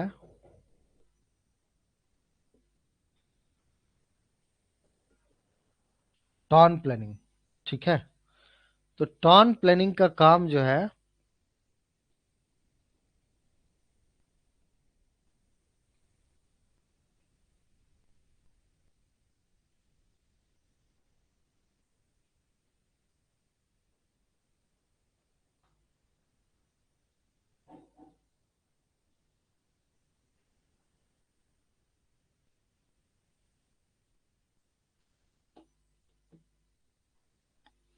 ये नगर योजना टाउन प्लानिंग के बारे में। तो टाउन प्लानिंग आप देखिएगा तो हड़प्पा से भी टाउन प्लानिंग का प्रमाण मिला है। और आपका मोहनजोदड़ो जो कहा जाता है, तो मोहनजोदड़ो से भी कहीं ना कहीं टाउन प्लानिंग का जो प्रमाण है, साक्ष्य है, वो हमें मिला है। अब टाउन प्लानिंग कैसे होता था, मान के चलिए कि अगर यहाँ पे मोहनजोदड़ो है और यहाँ पे हड़प्पा है, तो हड़प्पा अगर ऐसे है तो इसको क्या किया, इस बस्ती को एक प्रकार से चार भागों में बांट दिया। ये चार भागों में, अब ये चार भाग में कैसे बांटेगा, तो चार भाग में बांटने का तरीका जो है ये है कि रोड जो है आपका इन चारों से रोड निकाल दिया। और ये जो है जैसे ही मान के चलिए अगर ये रोड है, एक सामने एक पूरी ये बस्ती है, ठीक है, ये पूरी बस्ती है। अब इस बस्ती को क्या किया कि ये यहां से एक बीच से बड़ी रोड निकाल दिया, चौड़ी रोड निकाला, ठीक है। तो चौड़ी रोड निकाला तो एक पार्ट ये हो गया और दूसरा पार्ट ये हो गया। इसी प्रकार से एक ऐसे निकाला और यहां से दूसरा ऐसे निकाला। तो ये क्या हो गया, एक दूसरे को क्रॉस कट किया, और क्रॉस कट करने के बाद क्या हो रहा है, ये अलग अलग ब्लॉक बन रहा है ना, ये देख रहे हैं आप, ये अलग अलग ब्लॉक बन रहा है, ये पूरा अलग अलग ब्लॉक बन गया। ये देखिए, ये अलग ब्लॉक बन गया, ब्लॉक बना ना। तो रोड के माध्यम से कि कैसे पूरी जो बस्ती थी उसको एक पूरी पूरी प्लान के तहत कहा जाता है कि पूरी एक जो एक योजना होती है, उस योजना के तहत इस नगर को पूरा बसाया गया था। तो हड़प्पा के बारे में भी वही प्रमाण मिलता है, और मोहनजोदड़ो के बारे में भी वही प्रमाण मिलता है कि दोनों जगह से जो नगर थी वो कहीं ना कहीं वेल्ड तरीका से प्लान्ड किया हुआ था, और प्लान्ड करके पूरा पूरी बनाया गया था, पूरा शहर जो है वो बसाया गया था। क्यों? क्योंकि अगर रास्ता को आप देखेंगे तो जैसे ही एक रास्ता निकलता है वो दूसरे रास्ते को काटता है, और दोनों जब एक दूसरे के रास्ता को काटता है तो एक ब्लॉक भी एकदम अलग हो जाता है उससे। ठीक है, तो ये प्लानिंग कहीं ना कहीं ये बहुत बेटर प्लानिंग कहा जाता है कि ब्लॉक बाय ब्लॉक जो है उसका, चाहे बड़ा शहर हो हड़प्पा का, चाहे छोटा शहर हो, या मोहनजोदड़ो का बहुत बड़ा शहर हो या छोटा शहर हो, इन दोनों जगह पे ये देखा गया कि हर एक बस्ती जो पूरी बटी हुई थी, वो बसी हुई थी, वो कहीं ना कहीं टाउन प्लानिंग के तहत पूरी बसी हुई थी। और सिर्फ ये रोड जो है ब्लॉक ऐसा नहीं था कि सिर्फ रोड निकाल दिया हो गया। इस रोड में भी क्या किया था कि जो मकान होते थे, जैसे ये हो गया मेन मेन रोड हो गया, मेन रोड के साथ साथ क्या किया गया, अगर यहां से कोई रोड निकल रहा है छोटा सा, तो हर घर है, मान के चलिए इस लेन में 10 घर है, तो इस लेन से रिलेटेड एक पतली सी रास्ता निकला। ठीक है, अब ये रास्ता जो निकला वो कहीं ना कहीं मेन रास्ता के साथ जुड़ जाता था। तो इसमें भी मान के चलिए अगर ये 20 घर है ऐसा, और 20 घर से एक रोड निकाल दिया, तो पतला सा छोटा सा रोड निकाल दिया, ताकि इस घर से लोग निकले तो डायरेक्टली रोड पे चले जाएं, और रोड पे जब निकले तो वो जो मेन रोड है ये मेन रोड से आपका मिल जाए। ठीक है, इसी प्रकार से आपका कहा गया कि अगर ये 10 घर है ऐसे, तो 10 घर अगर ऐसे बना हुआ है तो उस घर का पानी कहाँ जाएगा, पानी कहाँ जाएगा? तो उस पानी के लिए क्या किया गया, ये जो रोड बन रहा था इस रोड के नीचे जो है एक बड़ा सा नाला बना दिया गया। ठीक है, नीचे रोड के नीचे पूरी जो आप देखते भी है चलते भी है, तो जैसे हम लोग को रोड है उसके नीचे आपको क्या मिलेगी, बड़े बड़े नाले मिलेंगे। ठीक है, तो नाला बना हुआ है। तो उसी प्रकार से हड़प्पा के लोग क्या करते थे कि जो घर बना हुआ है तो घर का जो पानी है वो पानी सीधे जो है नली में जाता था, जो गली एक प्रकार से निकलती थी उसमें जाता था। तो छोटी नाली जो कहा जाता है, तो छोटी नाली में पहले पानी जाता था। अब ये छोटी नाली में पानी गया, तो इसके बाद जो है ये मेन रोड में जैसे ही मिलता था, तो मेन रोड में भी एक बड़ी नाली बनाई गई थी। तो बड़ी नाली बनाई गई तो ये छोटी नाली जैसे ही निकली यहाँ से पानी, और ये जा करके जैसे ही मेन रोड निकला तो मेन रोड में आपका मिल जाता था वो। तो कहीं ना कहीं एक ही साथ जो है, एक अगर पानी का सिस्टम आप सीवेज सिस्टम भी देखेंगे तो आपका जो घर जैसे बना हुआ है, तो वैसे ही हड़प्पा सभ्यता के लोगों का अपना घर बना हुआ था। तो कई कमरे मिले हैं, कमरे के साथ साथ किचन मिला है, किचन के साथ साथ आंगन भी मिला है। ठीक है, तो वैसे जैसे हम लोग आज की संरचना है, वैसे ही उनके टाइम में भी कुछ संरचनाएं मिली है। तो उनके द्वारा जो एक घर में, जैसे आपके घर में होगा, तो आपका घर में जो पानी यूज होता है तो वो पानी कहाँ जाता है, आपने ऑब्जर्व किया होगा, वो पानी कहीं ना कहीं नाली में जाता होगा। तो वैसे ही उनका भी घर था, तो उनकी जो पानी की व्यवस्था थी, वो जो पानी यूज करते थे, वो यूज करने के बाद उसके घर से मान के चलिए एक घर है, ये घर हो गया। अब इस घर से पानी निकला, तो पानी निकला, ये गली है, आगे चल करके ये आपका गली हो गया। ठीक है, और आगे फिर ये मेन रोड हो गया, बड़ा सा रोड हो गया। ठीक है, हाईवे। तो ये क्या हो गया कि गली में घर है, अब गली से पानी निकला, और ये गली वाली नली जो छोटी नाली है वो छोटी नाली में गया। अब ये छोटी नाली को ज्वाइंट कर दिया गया था, ये जो रोड बड़ी वाली रोड है उसमें एक बड़ी जो है बड़ा नाला बना दिया गया था। ठीक है, तो छोटी नाली जो है वो बड़े नाले से मिल जाती थी, और बड़े नाले से मिल करके उसको पानी आराम से पास हो जाता था। तो घर से जो पानी निकलता था, इनके जो ये 10 घर हुआ, अगर 10 घर से निकला हुआ बगल का नाली, छोटा नाली, तो उसका पानी छोटा नाली में गया पहले, उसके बाद वो बड़ी नाली में मिल जाता था, और वो बड़ी नाली का पानी फिर वो कहीं और चला जाता था। तो इस प्रकार से कहा गया कि जो नगर योजना, टाउन प्लानिंग की हम बात कर रहे हैं, तो ये पूरी टाउन प्लानिंग जो है हम लोग को हड़प्पा में भी मिला है, और दूसरा मोहनजोदड़ो जो है, मोहनजोदड़ो, तो मोहनजोदड़ो में भी मिला है।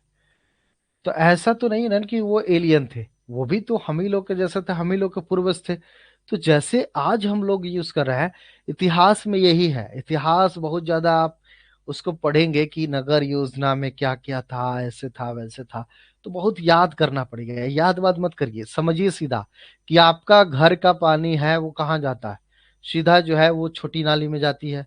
अब छोटी नाली का पानी कहाँ जाता है, वो बड़े नाले में जाता है। तो उसी प्रकार से हड़प्पा सभ्यता में पूरी टाउन प्लानिंग थी कि कहीं ना कहीं उनका जो घर का घरेलू घर में यूज जो पानी होता था, वो पानी सबसे पहले गली वाली छोटी नाली में जाती थी, और वो छोटी नाली में जाने के बाद डायरेक्ट जो बड़ी नाली होती थी, बड़े नाले में वो छोटी नाली का पानी मिल जाता था, और वो बड़े नाली का पानी आराम से बाहर पास हो जाता था। ठीक है, तो इस प्रकार से कहीं ना कहीं ये पूरा प्लान्ड वे में था।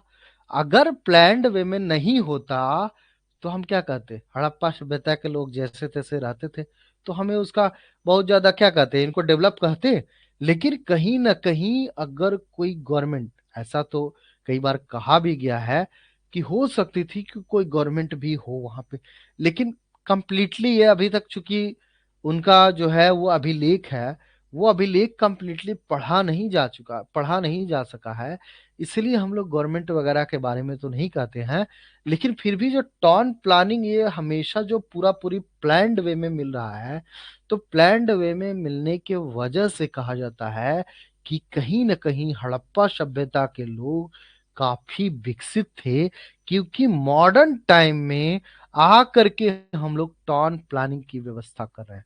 आपको मेडिवल टाइम में भी शायद नहीं मिले, लेकिन मॉडर्न टाइम में आपको टाउन प्लानिंग की व्यवस्था मिल रही है। वो टाउन प्लानिंग आपको कब मिल रहा है, हड़प्पा सभ्यता में काफी पहले देखने को मिल रहा है। तो इसी वजह से कहा गया कि हड़प्पा सभ्यता के लोग कहीं न कहीं काफी विकसित थे, क्योंकि उनकी जो सभ्यता थी और जो संस्कृति थी उसके हिसाब से वो प्रमाण मिल रहा है, और वो प्रमाण पूरा पूरी दिख रहा है। ठीक है, दिख कैसे रहा है कि अगर पूरी बस्ती जो बसी हुई थी, तो उसका जो स्ट्रक्चर निकाला गया, तो कहा गया कि ये अगर बस्ती है तो उसको 4 भागों में बांट दिया। और ये किस माध्यम से, रोड के माध्यम से, बड़े बड़े रोड के माध्यम से।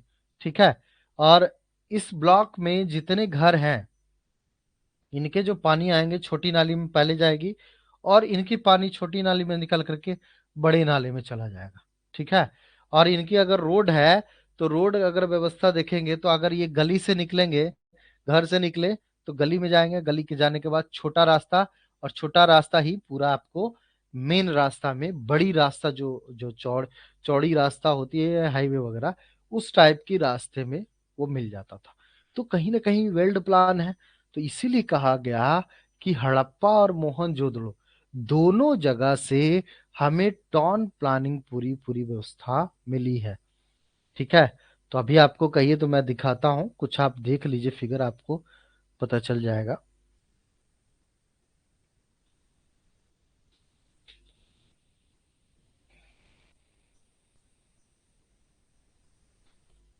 डाउनलोड तो नहीं है, दिखता हूँ, 1 मिनट।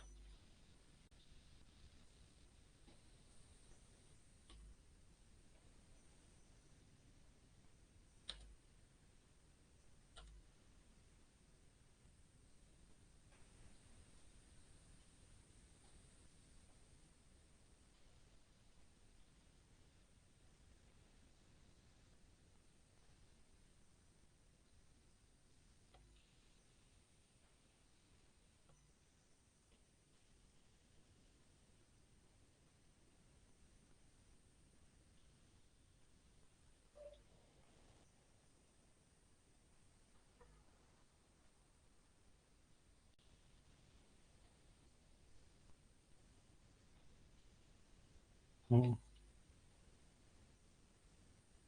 चलिए देखिए आप,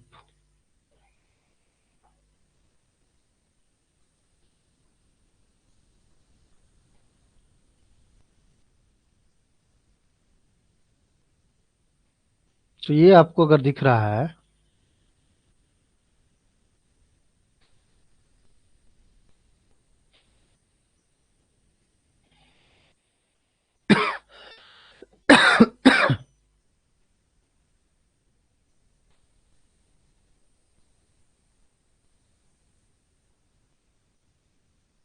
देखिए ये दिख रहा होगा आपको।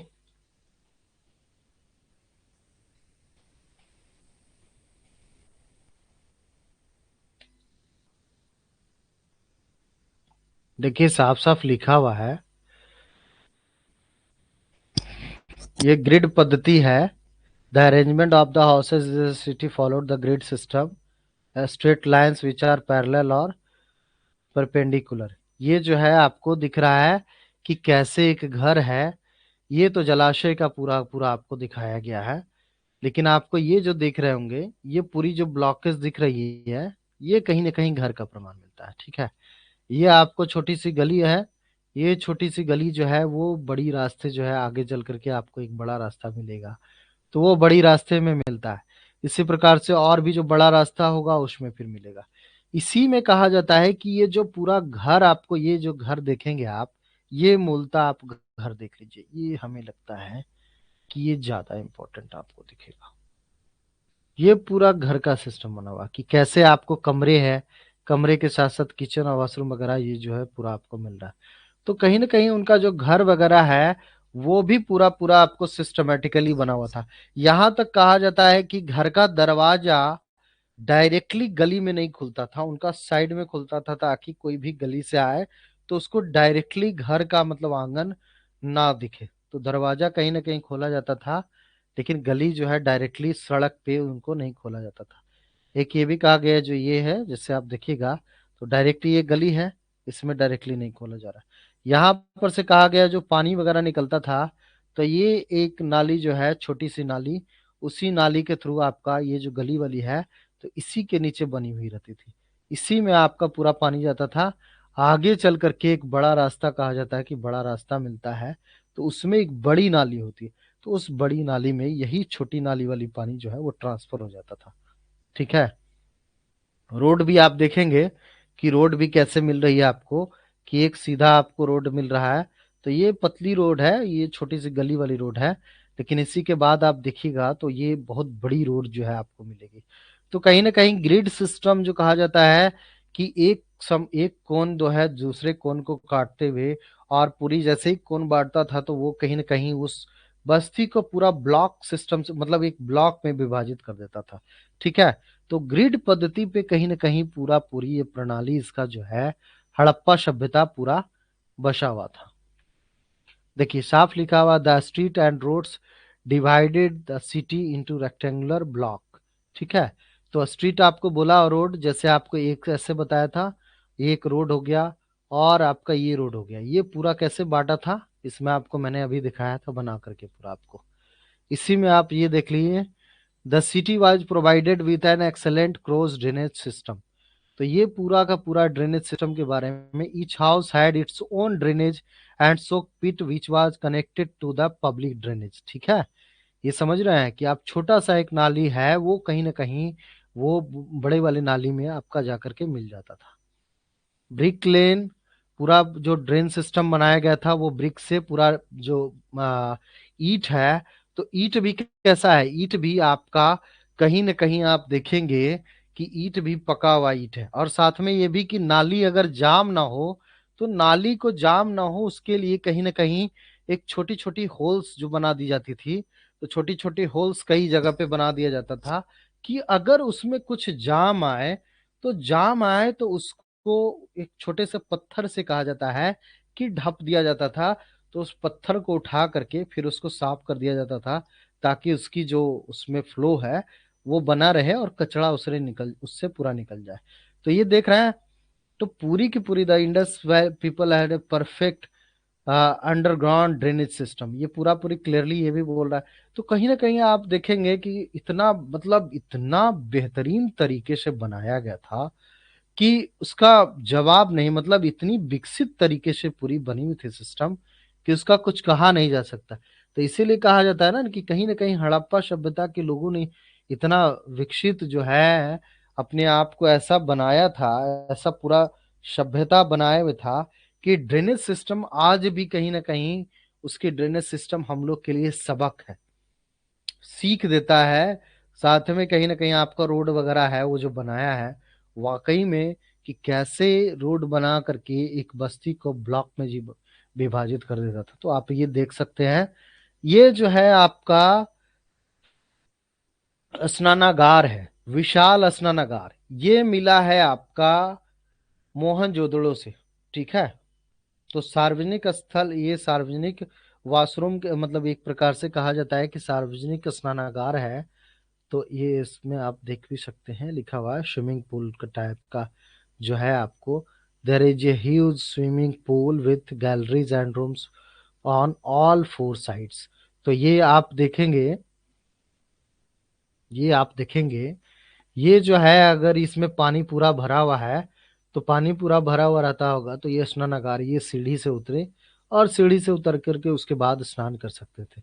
कपड़े वगैरह बदलने की तो आप देख सकते हैं कि इस साइड में जो ये दिख रहा है, ये जो पूरा आपको दिख रहा है ये रूम का स्ट्रक्चर था। ठीक है, कि कपड़े वगैरह बदलना, चेंज वगैरह करना, उसके लिए ये पूरा पूरी रूम बनाया था। ठीक है, तो ये हर जगह चारों तरफ जो है वो रूम का जो है वो मिलेगा आपको कि ये स्नानागार है। स्नानागार के साथ साथ कपड़े वगैरह चेंज करने की पूरी व्यवस्था पूरा आपको। ठीक है, तो इसके लिए कहीं ना कहीं जो चारों ओर है वो चारों ओर कमरा बनाया गया था। इसमें यह भी कहा जाता है कि जो ये कहीं ना कहीं आपका जो पॉन्ड है, तो ये जो एक प्रकार से तालाब बनाया गया था या स्नानागार, तालाब तो नहीं कहेंगे, स्नानागार है। तो स्नानागार जो बनाया गया था तो इसमें जो कहा जाता है मेनली कि पानी कहाँ से आता था, तो पानी के लिए कहा गया कि इसी पास में आप देखिएगा तो कहीं पे आपको कुआं दिखेगा। तो इसी आसपास में एक कुआं बनाया गया था। तो एक कुआं बना करके उस कुएं से पानी जो है वो निकाला जाता था और पानी डाला जाता था। मतलब एक पानी जो है, यहाँ से मान के चलिए यहाँ पर अगर कुआं है तो वो पानी से कुआं से पानी निकाला गया और पानी निकाल करके इसमें डाल दिया जाता था। ठीक है, उसी के बाद कहा जाता है कि इससे पानी कैसे निकलेगा, अगर ये पानी गंदा होगा तब कैसे निकलेगा। तो इसमें कहा जाता है कि एक छोटा सा जो है होल रहता था, उससे जो है पानी एक जगह निकलता था और पानी निकलने के बाद इसको जो है वो नाली से भी कनेक्ट कर दिया गया था। तो एक छोटा सा गड्ढा खद दिया गया, इसका जो है वो पानी निकला उस गड्ढे में और उस गड्ढे से पानी डायरेक्ट जो है जो छोटी नाली है या बड़ी नाली है उसमें से इसमें से मतलब एक प्रकार से ट्रांसफर हो जाता था। तो एक दूसरे से पूरी तरह कनेक्टेड था। तो कनेक्टेड होने की वजह से क्या किया गया कि पूरी की पूरी सिस्टमेटिकली वे में पूरा का पूरा इसको बनाया गया था। तो ये आपका विशाल स्नानागार है। ठीक है, ये विशाल स्नानागार है। तो विशाल स्नानागार जो आप देख रहे हैं तो ये आपका विशाल स्नानागार है। तो इसके बारे में कहा गया कि ये ज्यादातर जो है जैसे धार्मिक कोई उत्सव हो गया तो उसमें अगर स्नान करना है तो उसमें आप स्नान करने के लिए कहीं ना कहीं वो यूज होता था। ठीक है, तो जैसे आप आज भी देखते हैं कि बिहार और यूपी के इलाका में जैसे छठ वगैरह होता है तो छठ में कहीं ना कहीं आपको नदियां का यूज है कि वहां गए नहाए, उसके बाद अर्घ वगैरह सूर्य को अर्घ दिया। तो कहीं ना कहीं वो पूजा स्थल है, तो पूजा स्थल के रूप में कहीं ना कहीं एक प्रकार से स्नानागार को यूज किया जाता था।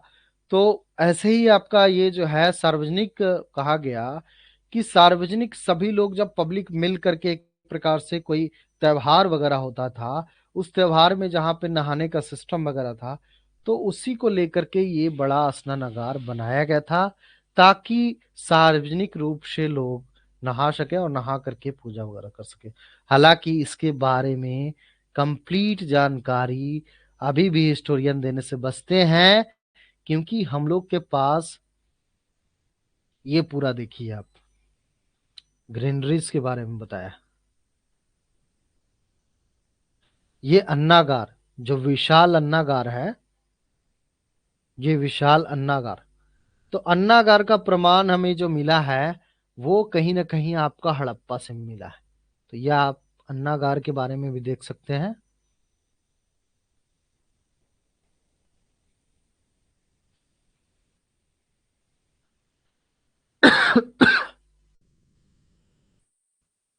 ये मैं दिखाता हूं आपको। तो हड़प्पा से जो अन्नागार मिला है वो अन्नागार का प्रमाण आपको यही है। ठीक है। हालांकि इसको स्टोरेज रूम में के भी कई कई बार कहा जाता है कि स्टोरेज रूम के रूप में इसको बताया गया है। हड़प्पा और मोहनजोदड़ो, मोहनजोदड़ो से भी कहा जाता है कि आपका जो अनाज रखने का कोठार है वो भी मिला है। तो हड़प्पा से तो ये मिला ही है। हड़प्पा के साथ साथ कहीं ना कहीं ये धान्य कोठार, ये कहा जाता है, ये आप जो धान्य कोठार आप देख रहे हैं, धान्य कोठार का मतलब कि धान धान वगैरह जो है वो रखने के लिए जो कोठरी बनाई गई है वो धान्य कोठार कहा गया है। ठीक है। तो ये पूरा स्टोरेज के रूप में काम करते थे। इसमें आपको ऐसे अभी लग रहा है, लेकिन आप रियल अगर इसका शेप देखेंगे तो जब इसके चारों ओर दीवार खड़ा कर दिया जाएगा तो आपको पता चलेगा कि वाकई में कैसा स्टोरेज होता था। तो ये दीवार आपको मिल रहा है लेकिन कहीं ना कहीं पूरा नहीं है। अभी अगर खुदाई इसकी की जाएगी तो ऐसे ही आपको और नीचे मिलेगा।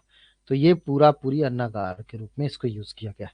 ये कहा जाता है कि अगर आप देखिएगा तो इसमें टोटल जो है वो 6 अन्नागार एक पंक्ति में मिला है, दूसरी पंक्ति में भी 6 आपको मिलेगा। तो गिन सकते हैं 1 2 3 4 5 और एक 6, 6 इसमें भी 1 2 3 4 5 6, 6 इसमें भी आपका। तो दोनों साइड में ये कहा गया है कि धान्य कोठार जो है ये 2 पंक्तियों में बटे हुए थे और प्रत्येक कुल में कहा जाता है कि 6 धान्य कोठार था। ठीक है। और ये कोठार का आकार अगर आप देखिएगा तो कहा जाता है कि 15.23 मीटर इंटू 6.9, 15 पॉइंट, ये हो गया आपका लंबाई, ऐसे 15 हो गया, 15 मीटर, 15 मीटर, 15.23 मीटर। आप सोच के देखिए कि कितना बड़ा होगा। आपको ऐसे दूर से मतलब फोटो खींचा हुआ लग रहा है कि छोटा है, लेकिन ये 15 मीटर है, 1 2 मीटर नहीं है, 15 मीटर, 15.5 मीटर के आसपास। तो 15.23 मीटर्स लंबाई और चौड़ाई इसका जो है ये बोला गया 6.9 मीटर है, 6.9। और इसकी पूरी वर्ग मील कहा गया 838.10.25 वर्ग मील बताते हैं। ठीक है। अब इन दोनों में आप देखिएगा तो ये कहा जाता है कि जो हड़प्पा सभ्यता में जो धान कोठार मिला है, ये हड़प्पा में जो धान्य कोठार मिला है ये, और जो मोहनजोदड़ो में जो एक प्रकार से अन्य कोठार मिला है वो, उन दोनों में बस थोड़ा सा अंतर यही है कि हड़प्पा में जो धान्य कोठार मिला है वो कहीं ना कहीं गढ़ी के बाहर, ये कहा जाता है गढ़ी मतलब कि गढ़ जो है गांव, तो गढ़ी के बाहर ये कहा गया कि ये मिला है हड़प्पा में। लेकिन हड़प मोहनजोदड़ो में आप देखिएगा तो ये गढ़ी जो मिला है ये सॉरी, ये जो अन्नागार मिला है वो कहीं ना कहीं गढ़ी के अंदर बताया गया कि गढ़ी के अंदर मिला है। ठीक है। बस अंतर यही है। लेकिन कहीं ना कहीं मेनली जो है वो एक प्रकार से मेनली जो इसको बताया गया है कि धान्य कोठार होता था, जो अनाज कलेक्ट करते थे, ग्रेन्स वगैरह जो होता था उसमें इसको स्टोर किया जाता था।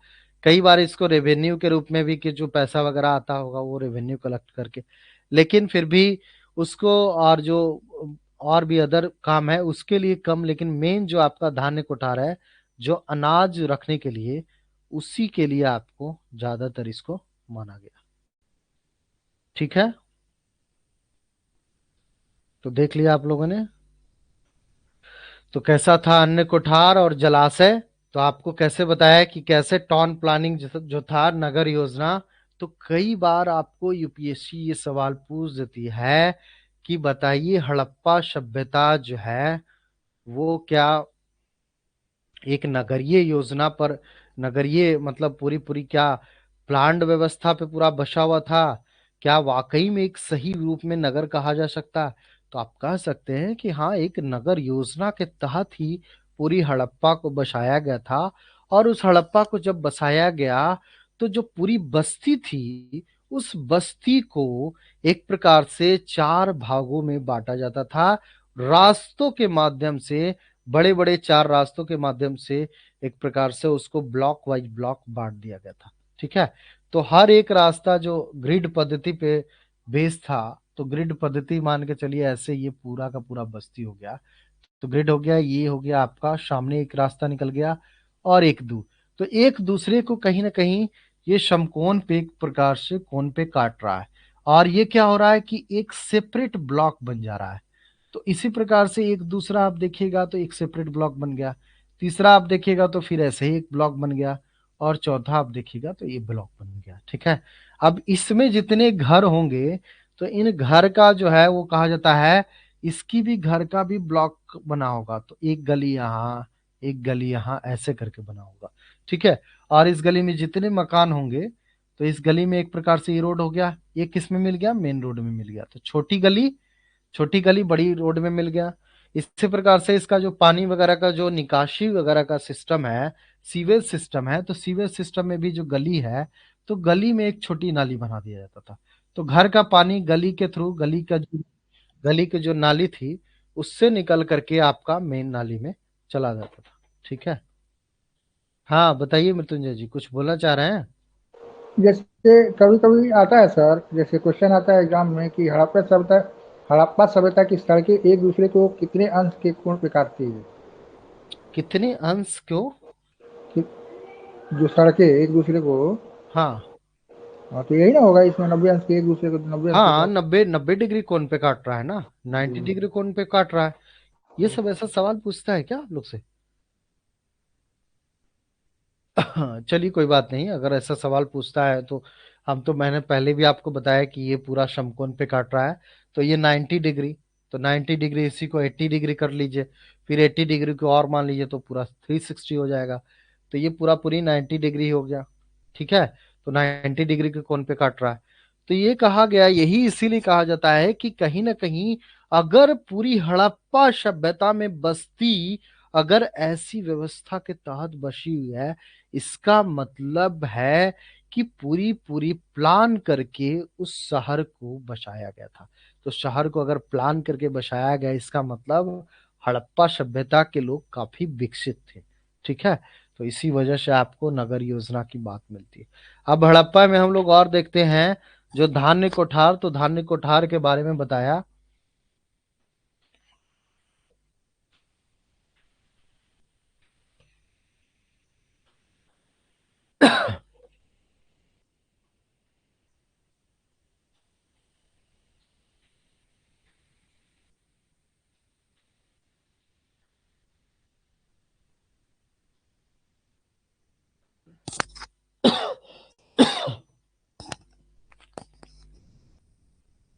हड़प्पा में एक प्रकार से धान्य कोठार के बारे में कहा गया है। धान्य कोठार, ये आपका स्टोरेज हो गया, ग्रेन स्टोरेज, ग्रेन स्टोरेज। ये कहा गया कि कहीं ना कहीं आपको जैसे दिखाया कि कैसे एक प्रकार से ये पूरा ब्लॉक बाय ब्लॉक पूरा, इसमें भी आप देखिएगा तो ऐसे ऐसे पूरा बना हुआ था। ठीक है, तो अनाज रखने के लिए ये 6 ब्लॉक में बताया गया है, 1 2 3 4 5, और एक आपका ऊपर और रख ले, 6 ब्लॉक, 6 ब्लॉक। इसको भी कई बार कुछ फॉरेनर्स ने इसको नाम दिया है कि दुकान के रूप में इसको कहा है, कि ये कहीं ना कहीं नगर में जो है वो दोनों तरफ से दुकान हुआ करता था, और बीच में जो है वो पूरा मंडी हुआ करता था। तो ये दुकान के रूप में बताया गया है। साथ में एक हिस्टोरियन ने ये भी बताया इसके बारे में कि ये कहीं ना कहीं ये ऐसा दिखाता है कि ये सैन्य शिविर के रूप में दिखाता है, कि ये जो था ऐसा जो मिल रहा है, ये ज्यादातर लगता है ऐसा कि ये स्ट्रक्चर जो बना हुआ है वो कहीं ना कहीं धान्य कोठार नहीं बल्कि एक सैन्य को जो रखने के लिए उसी को रखने के लिए एक प्रकार से ये पूरा पूरा सिस्टमेटिकली बनाया गया था। ठीक है। तो कई ऐसे मत हैं, लेकिन ज्यादातर जो मत सहमत हैं वो मत से सहमत लोग जो हैं वो धान्य कोठार, तो ग्रेन स्टोरेज के रूप में लोग ज्यादा बोलते हैं। तो इसको ग्रेन स्टोरेज के रूप में, इसकी लंबाई और चौड़ाई के बारे में यहाँ तक बताया जाता है कि एक तो ये 2 लेन में और 6-6 ब्लॉक में बटा हुआ था। 6-6 ब्लॉक में इसकी जो 15.23 बताया गया है मीटर लंबाई, और चौड़ाई की बात बोले तो ये कहा जाता है कि 6.09 मीटर। तो ये आपका 15.23 हो गया ये वाला भाग, और ये वाला भाग 6.9। ठीक है। तो इस प्रकार से 2 रो में बांटा गया है। और धान्य कोठार के बारे में, और ये धान्य कोठार का प्रमाण हमें कहाँ मिलता है, एक हड़प्पा में भी मिला है और दूसरा मोहनजोदड़ो में भी मिला है। ये कहीं ना कहीं धान्य कोठार जो होता था वो गढ़ी कहा गया, तो गढ़ी के बाहर होता था, और जबकि मोहनजोदड़ो वाला आप देखिएगा तो गढ़ी जो होता था गढ़ी के अंदर होता था। ठीक है। तो बस ये अंतर है, लेकिन मेनली जो है वो कहीं ना कहीं धान्य कोठार हमें हड़प्पा से दोनों जगह मिला है, हड़प्पा में भी मिला है मोहनजोदड़ो में भी। तो कई बार आपको कंफ्यूज करने के लिए पूछ दिया जाए कि वाकई में धान्य कोठार का प्रमाण हमें कहाँ मिला है, तो आप ये मत कह के आइएगा कि सिर्फ हड़प्पा में मिला है, हड़प्पा के साथ साथ मोहनजोदड़ो में भी मिला है प्रमाण। ठीक है। धान्य कोठार क्लियर हो गया। अब आगे बढ़े।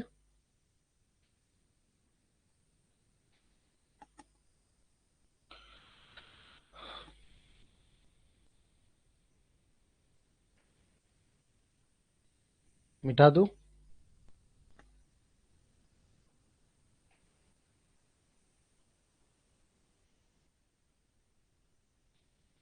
ये हड़प्पा और मोहनजोदड़ो के बारे में 2 जगह पे और मिलता है ये बात, कि जो पूरी बस्ती थी उसको कहीं ना कहीं आप देखिएगा कि एक बस्ती ये और एक बस्ती उच्च और निम्न में बांटा गया। ठीक है। उच्च और निम्न में,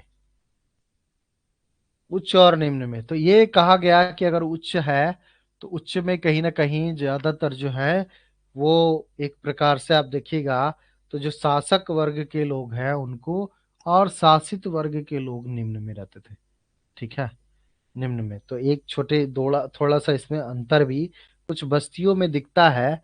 तो सर दोनों जगहों के ग्रेनरी सेम साइज के थे। देखो दोनों जगह के ग्रेनरी सेम साइज के नहीं थे।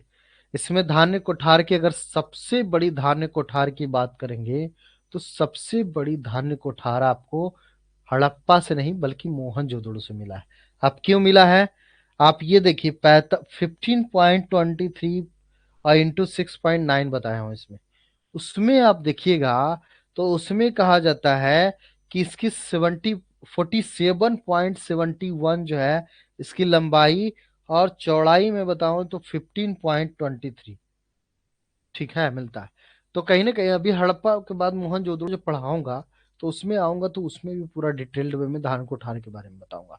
लेकिन आप अभी इतना जान लीजिए ये कि कहीं ना कहीं हड़प्पा और मोहनजोदड़ो इन दोनों जगह में अगर धान्य कोठार की बात करें तो सबसे बड़ा धान्य कोठार है वो आपको मोहनजोदड़ो में मिला है, क्योंकि मोहनजोदड़ो की जो धान्य कोठार है इससे 3 गुना लगभग बड़ा है।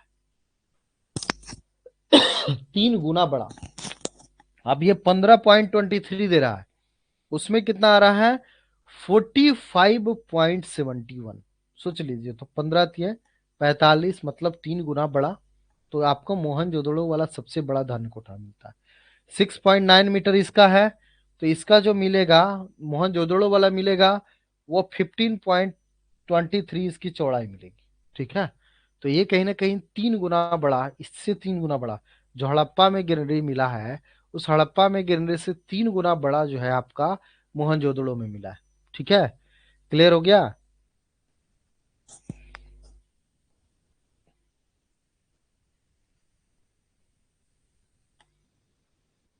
अब आगे बढ़े।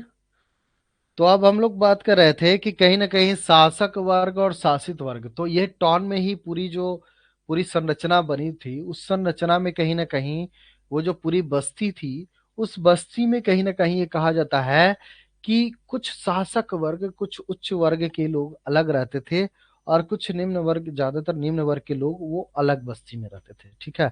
तो ये कहीं ना कहीं डिस्टिंक्शन मिला है देखने को बस्तियों में। तो वो बस्ती उसके बाद कहा जाता है कि कहीं ना कहीं लगातार जब इस प्रकार का भेद होगा तो कहीं ना कहीं अमीर और गरीब का भी भेद होगा, इमारत वगैरह का भी होगा। हाँ बताइए मृत्युंजय जी।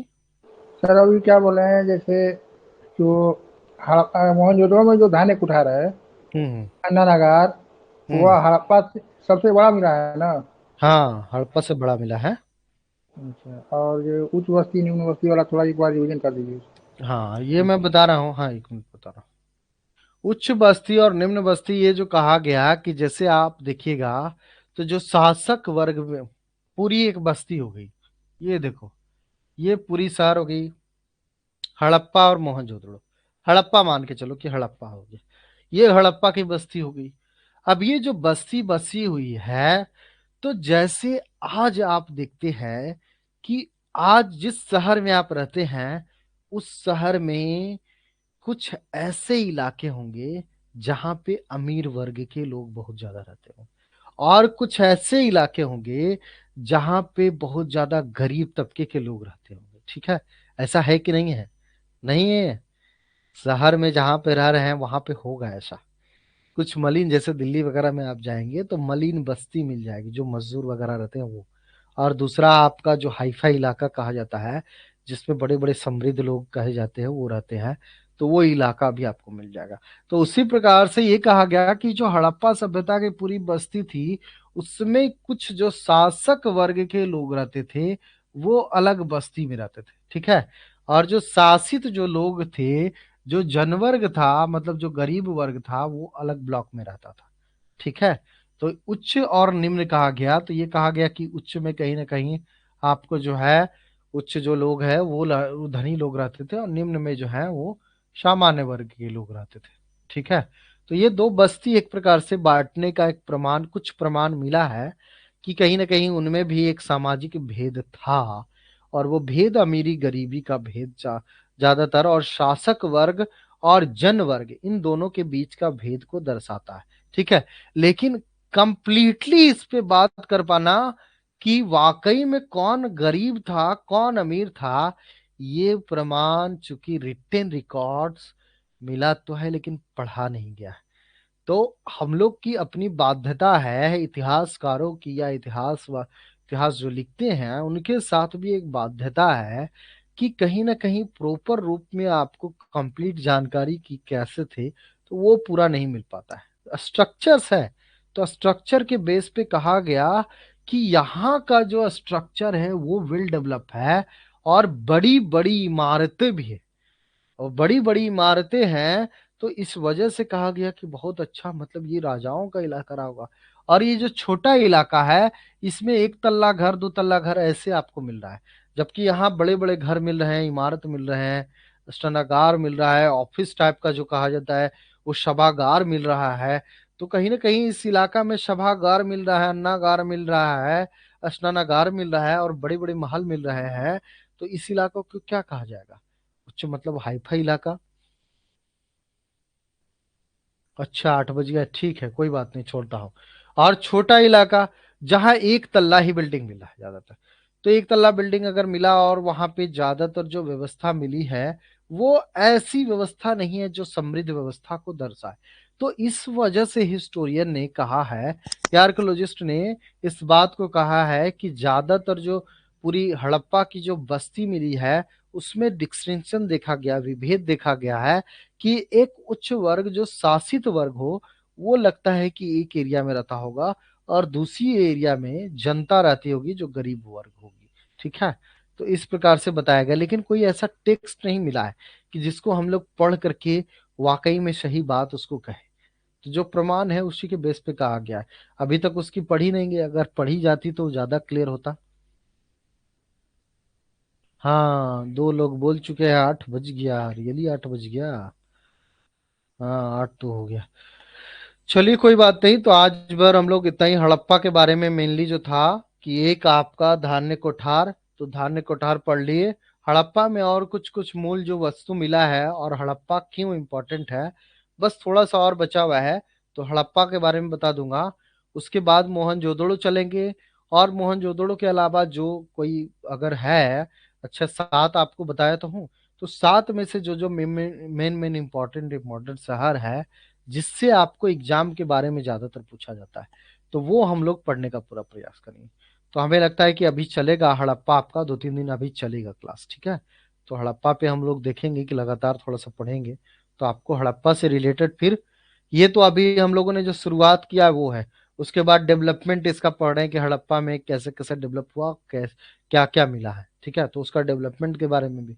अभी इसका डिक्लाइन होगा, तो डिक्लाइन के बारे में भी जानेंगे, साथ साथ इसका जो डेट है, डेट को लेकर के जो विवाद है वो भी हम लोग पढ़ेंगे, ठीक है। तो आप क्लियर, अब हम लोग क्लास फिनिश करें, कल हम लोग फिर मिलेंगे, क्योंकि हो सकता है कि कुछ स्टूडेंट होंगे तो उनको टाइम से, तो समय से चलना भी चाहिए।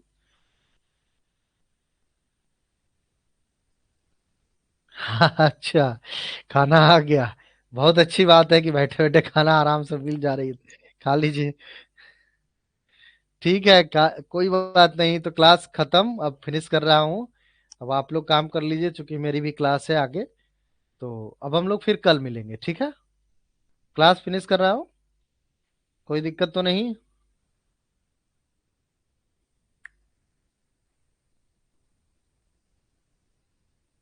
कुछ पूछना है तो पूछिए, नहीं तो फिर क्लास फिनिश कर दूंगा। क्लास फिनिश हो चुकी है, आपको अगर पूछना है तो आप पूछ सकते हैं।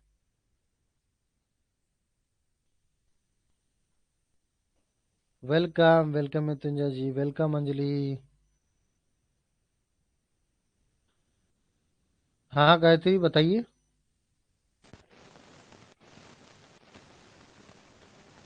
वेलकम वेलकम सुमान। गायत्री बताइए, कुछ बोलना चाह रही हैं आप? गायत्री, आपकी आवाज नहीं आ रही, कुछ बोलना चाह रही तो आप बोले जल्दी, बताएं। हेलो। हाँ बताइए Gayatri. Good evening sir. Good evening. Sir जो ऐप पे कोर्स डाल रखा है ना, 1 रुपए वाला, हाँ हाँ प्री का जीएस, प्री और मेंस का जीएस का कोर्स, सर वो बाय हाँ नहीं हाँ, बाई, क्या बाई? बाई खरीदनी नहीं हो पड़। रहा है? हाँ जी सर। तो आपने तो एडमिशन ले चुका है ना इसमें, तो सर वो नहीं लेना?